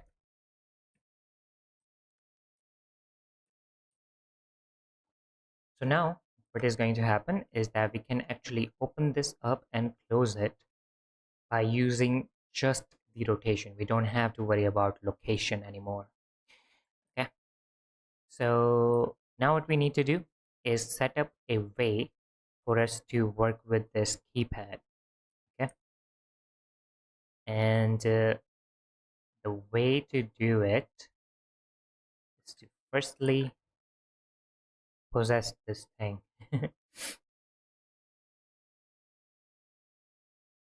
Or maybe, yeah, maybe if we don't make this, oh my god. What if we don't make this integrated like the logpad, and we just make a widget that do most of the work for us? Because we will have much easier time with that. Ah, let's just do the widget. It will be much easier. All right. So then we don't even need this to be a pawn, but whatever, it works. Maybe not. Maybe not. Let's just add another actor, and I'm going to call it safe interactable uh, safe code and stuff. Then we're going to duplicate all of these things, not the camera, but these things. Copy and paste. All right. And the interactable, instead of being somewhere over there, we're going to put it right over here. And what will basically happen is that now we can create a widget class, widget blueprint, which is going to be safe code input, and we can open it up, have a canvas panel, have a vertical box, anchor it to this side,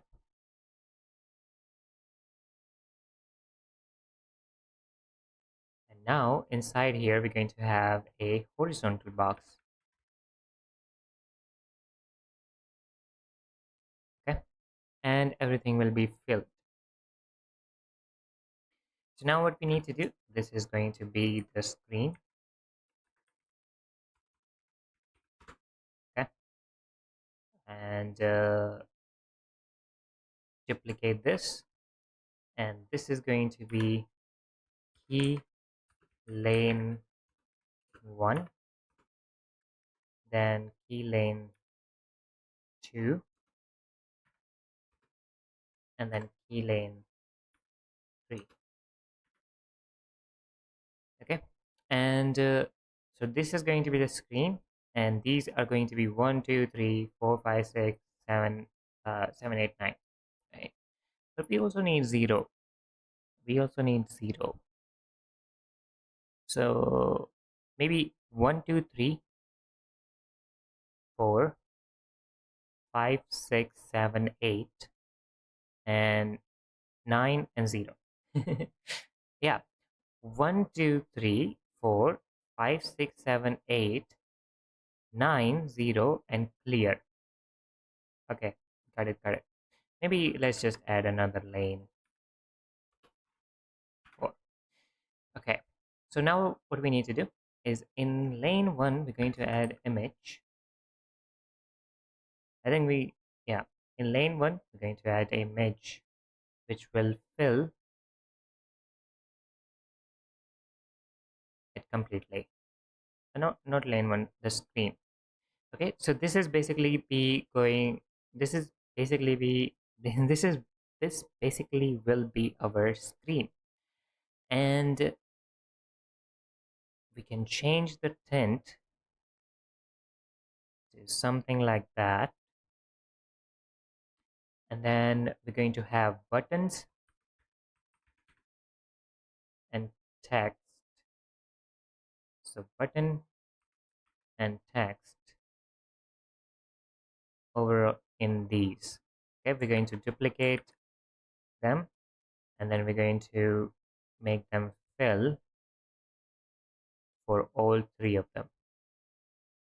Okay, with some padding, I will say 2 or maybe 5. Okay, so now as you can see, these will be the buttons. So this one will be 1, this one will be 2, 3. We can change them later, but this button is going to be 1, 2 and 3. All right, and over here we're going to show everything. So this one will have text as well. Okay,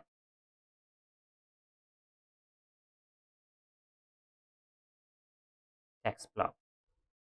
Now we want this text block to also fill. Maybe for now let's just remove the code, and vertically we want this to be at center, and we want the justification to be at center as well. So it's like at the center of the screen, and then we're going to increase its size of font by something like that.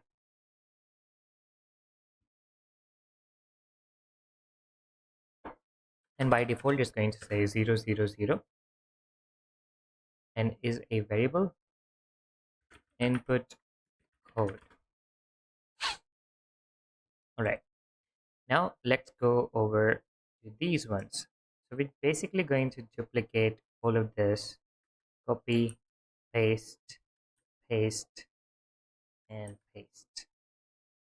Now this one is 4, 5, this is 4, and this is 5, and this is 6, 7, 8,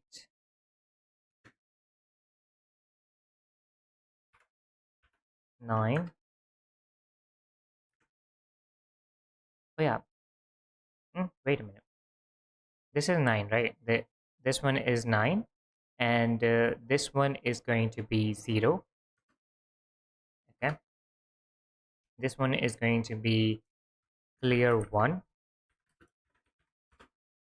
and this one is going to be clear all.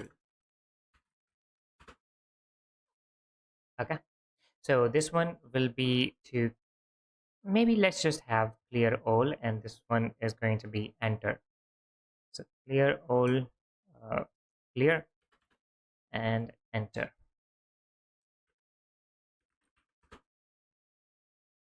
All right, now let's change the text. This is going to be 4. 4, 5, 6, 7, 8, 9, 0, clear, and enter. Right. So we have basic system to input our code in. Hmm. Wow. Put our code in, not input our code in. Compile and save. Now all of the algorithm, everything is going to happen inside this code. The safe asset itself will just contain basic things like what is the code, which node should display the code, and stuff like that. So the actual inputs and actual understanding of which code player input is going to happen over here. So basically, we're going to get on click for all of these buttons. Okay, we did 3, 4, 5, 6, 7, 8, 8, 9, and that's it. Okay. Now we're going to also have two basic variables. Okay, first variable is going to be the current code. Current code is basically what code have we entered yet. Okay, which code we just entered. Okay, and we need a way. So we need a way. Oh yeah, oh yeah, I know a way. So firstly, let's set up the clear. Okay, if we click on click clear, we're going to get the current code, and we're just going to make this. We're going to set the current code basically. Okay, and the current code is going to be 000, which is 0. All right, and we're going to get the event tag, right? And inside the event tag, we're going to get the input code, and we're going to check, okay, is the current code equal to 0? And if it is, then we're going to set the input code to set text to 0, 0, 0, 0. All right. And I also want this to be do once only. Do once. And the force will reset this. All right, so clear is done. Enter we have to do afterwards. Now let's actually do the coding and stuff. So on when we click on 0, what we want to do is get the current code. Okay, get the current code. Whatever the current code is, we're going to multiply this. Sorry, not divide, but multiply this by 10. And then what we're going to do is add 0 to this. Okay, so if I set the current code by adding 0 to this, and this is the system that we're going to follow through in each of them. Okay, so we're going to duplicate this for the 1, 2, 3, 4, 5, 6, 7, 8, 9, and there is no 10. So, but the only change is going to be that in the plus, we're going to over here add 9. Over here, we're going to add 8, 7. So this is going to be 7. This is going to be, this is going to be 6, 5, 4, 3, 2, and 1. Okay. And the basic algorithm, if I have to explain it, the basic algorithm that is working is, let's say that we have a code of 65. Okay, we already have inputted this code. Now let's say that the player presses, where's my mouse? Okay, so let's say that now the player presses 7. How are we going to actually add 7 to this?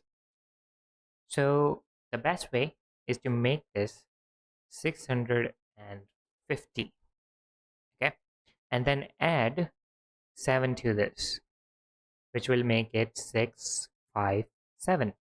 So instead of like having an array of numbers where we put 6 here, 5 here, 0, 7, 8, 9 like this, we have a basic number, a integer, that is simply just 5, 6, 0, 7, 8, 9.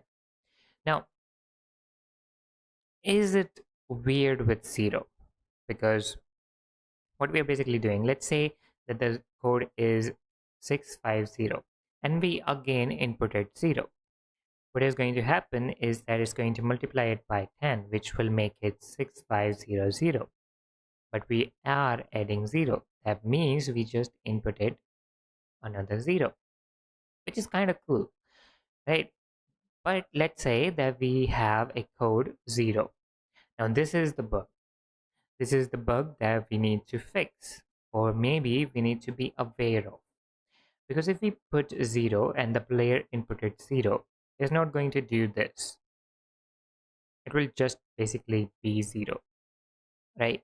And through the text input, which we put it earlier, if the integer itself is only 0, then it should show 0000 instead of any other number. Yeah. Oh, wait a minute. Don't run away from me. All right. So now what we need to do, every time we do this, we're going to get the input code and we set its text. Okay. So we don't have to copy this every single time.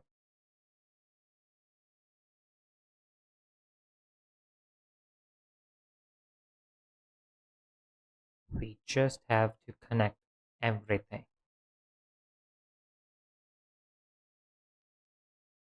All right. And now we're going to get the current code and set it as text. So now let's see if this is working and how are we going to test it. So inside the safe, inside the interactable, we're going to have like open safe, no placeholder. This is going to be 400, maybe 500. I don't remember. Simple key, press, and widget is going to be simple interaction widget. And upon interaction, on interact, we're going to add the widget to the viewport. Okay, so create widget. We're going to select save code input, add to viewport, and that's it. Okay. Now what we need to do is on construction. Okay, no pre-construct, but on construction, on event construct, we're going to get get player controller, set input mode to UI only. Okay, and widget in focus is going to be 1, and set show mouse cursor to be true. And yeah, probably this what we need to do. Now let's check it out. We're going to place our save in the world. So project files, puzzles, save code. And now let's spawn ourselves. So save is really small for our size.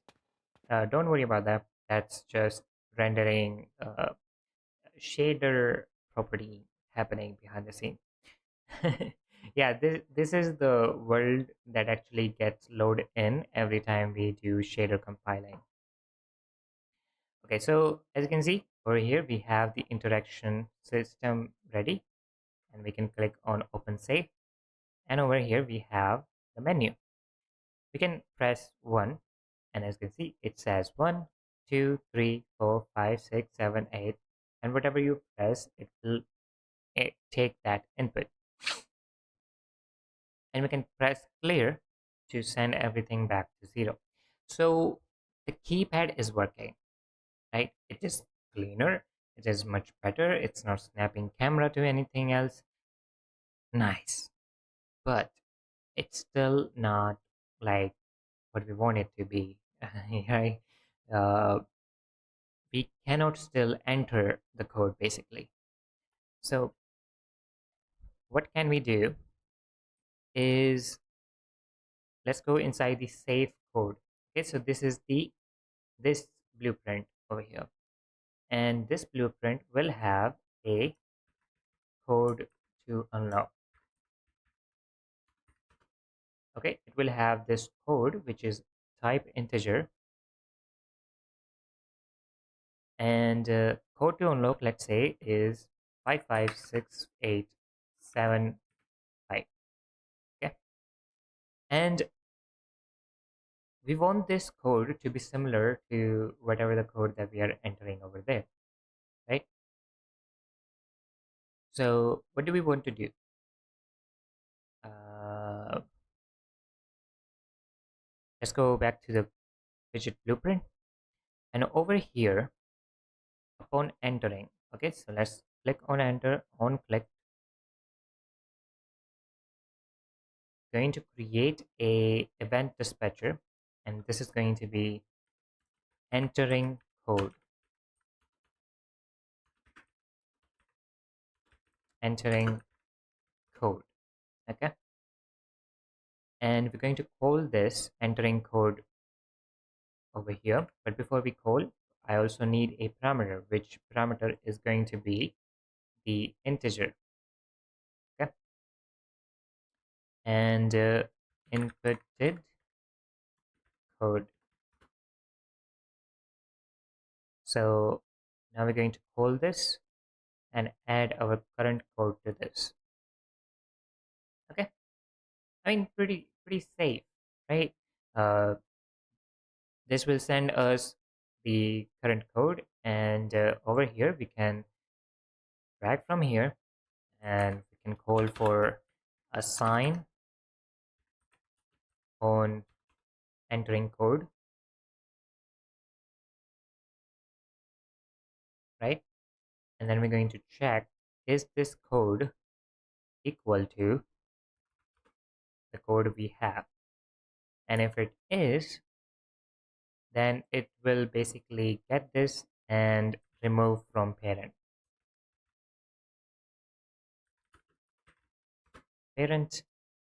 and we will print hello, opened the safe. But if we aren't able to do that, if we press the enter, but the code is not same, it's not like the code. So we're going to say incorrect password, right? And there's something else that we need to fix. Over here, we are setting the player controller to be input mode UI only and showing the mouse cursor. But we need to set something on event deconstruct as well. Destruct. Okay. And what we basically have to do is, instead of this, we're going to set input mode to game only and set this mouse cursor to be false. Okay. Right. If I interact with this, if I remember correctly, which I don't think I am, I do. So code to unlock is 556875. 556875. Enter. Open the safe. Okay, now let's test if I enter a wrong code. Let's say 2. Incorrect password. Clear. Incorrect password. 555555. Only 65. Incorrect password. So even if, like, whatever kind of password you put, and we can also like make this editable over on the, like, we can,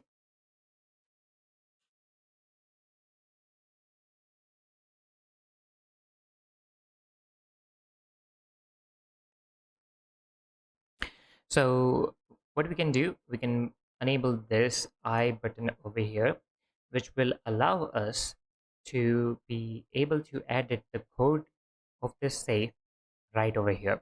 Okay, so we can change what code this safe will open up to, right?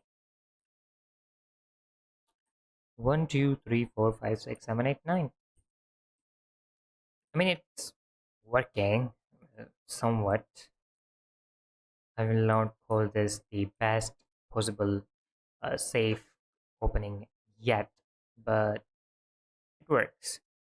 Now we need to do a few more things on this entering code event, and I would like to do that in a completely separate custom event. And this one will be open the safe. Okay, so once we reach this point, we're going to say open the safe. And what we are going to do over here, we're going to drag the door. We're going to get on what kind of rotation is the best. So negative 108 or 110. So set relative rotation.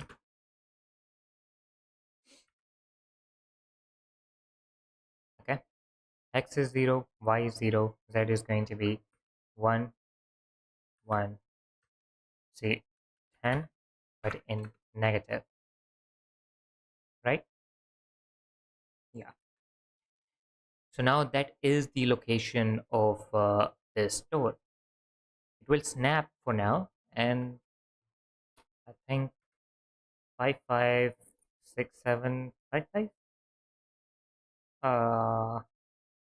I forgot. I forgot. 556875. 556875. Okay, so as you can see, it opened up the door, and now we can access whatever is inside this safe. But there is one more thing that is kind of like uh jaggedy jaggedy about the safe.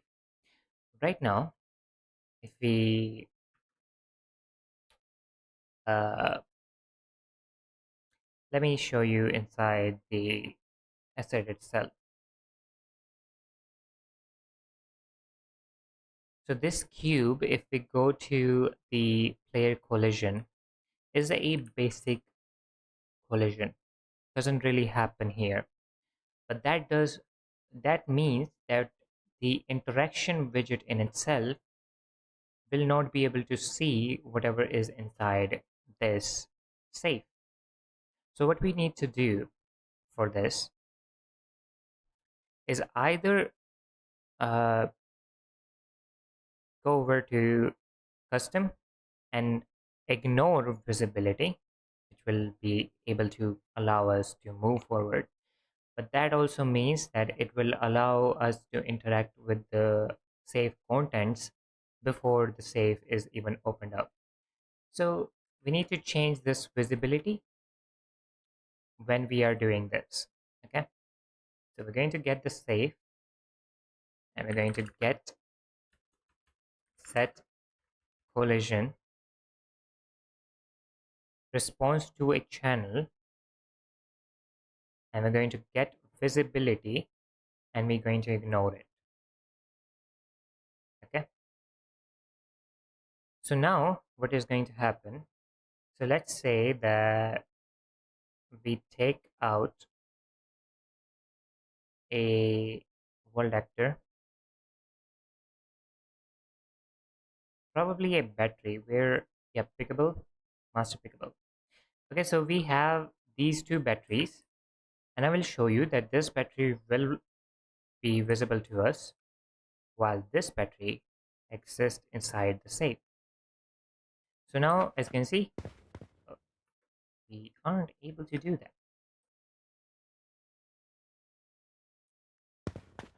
What is happening? Um, what is happening?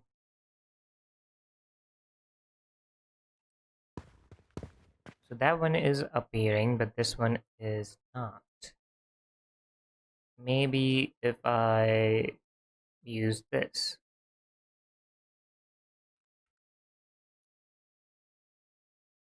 Okay, so then we also have to change this one as well. So we're going to replace this actor with battery. So now what is going to happen is that we will be able to,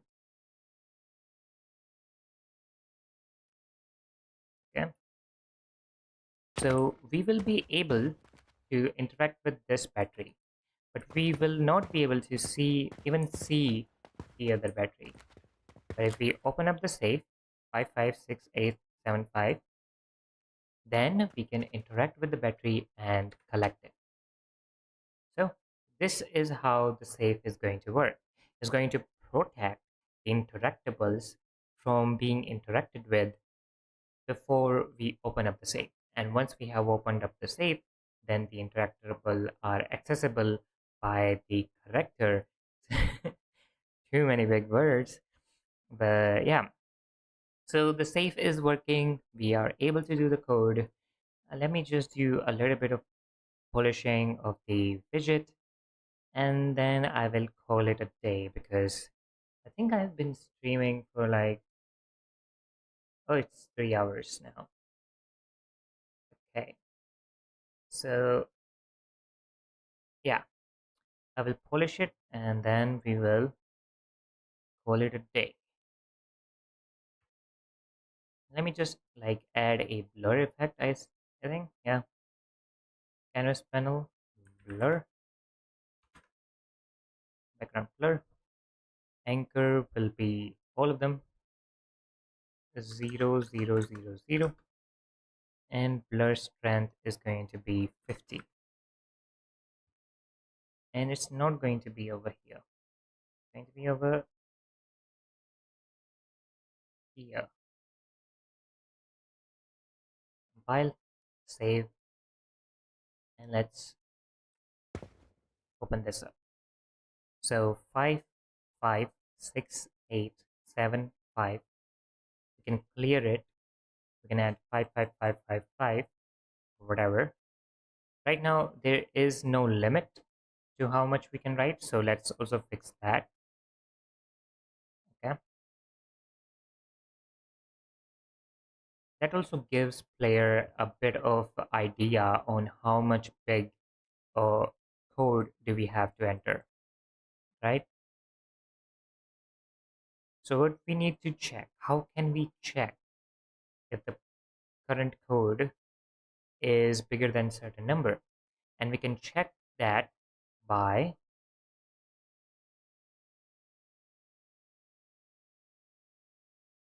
we have to check that before doing this. Oh yeah, forget about this. So if any time, okay, if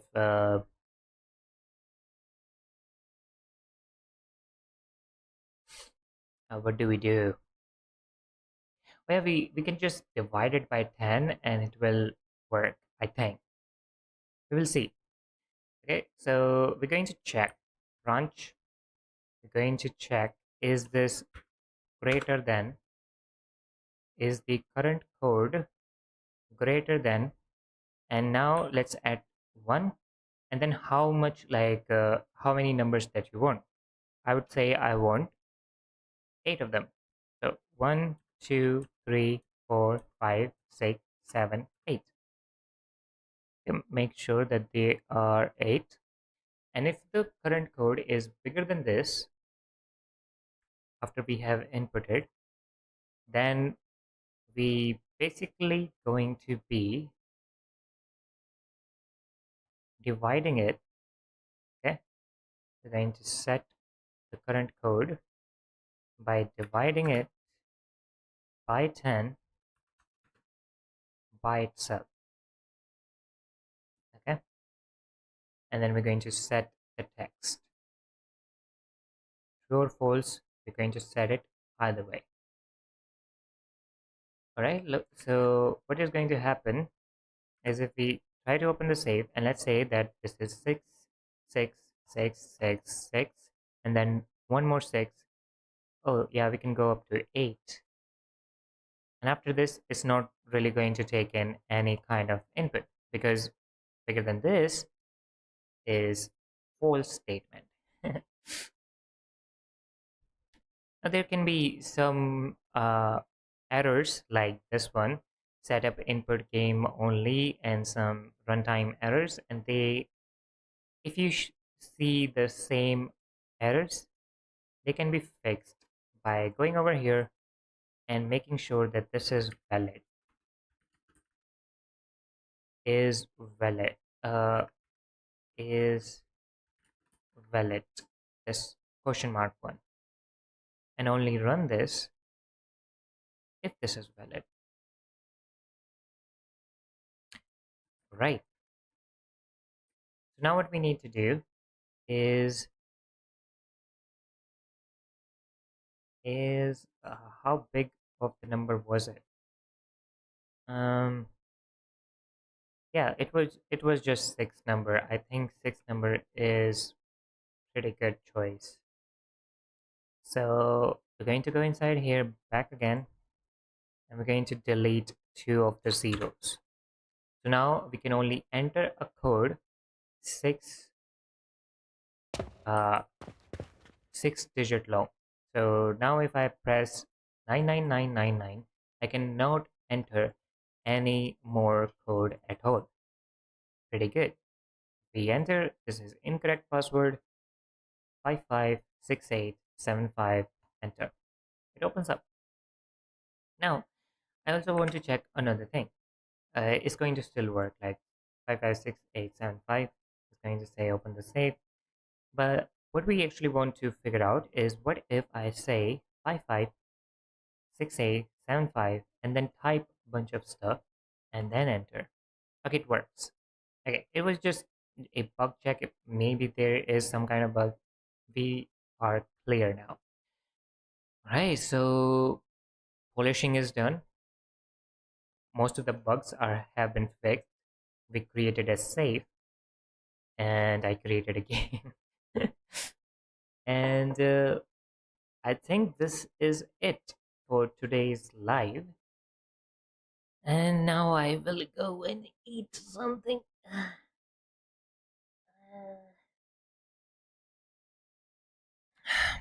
Morning exercise breaks you down.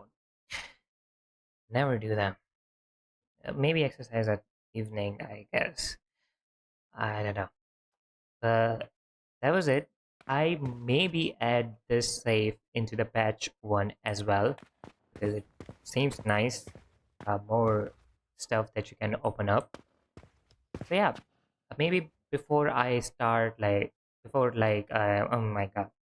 So before I launch the patch one of the prototype 0.01, I might just add this as well.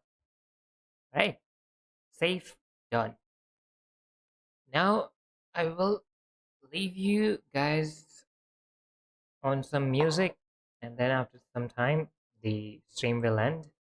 So I'll see you then. And if any one of you have any kind of question about anything at all about that we did in this stream, you can still comment down and I will do my best to answer them. Okay? So have a great day, night, evening, afternoon, whatever you are having at this time at your place.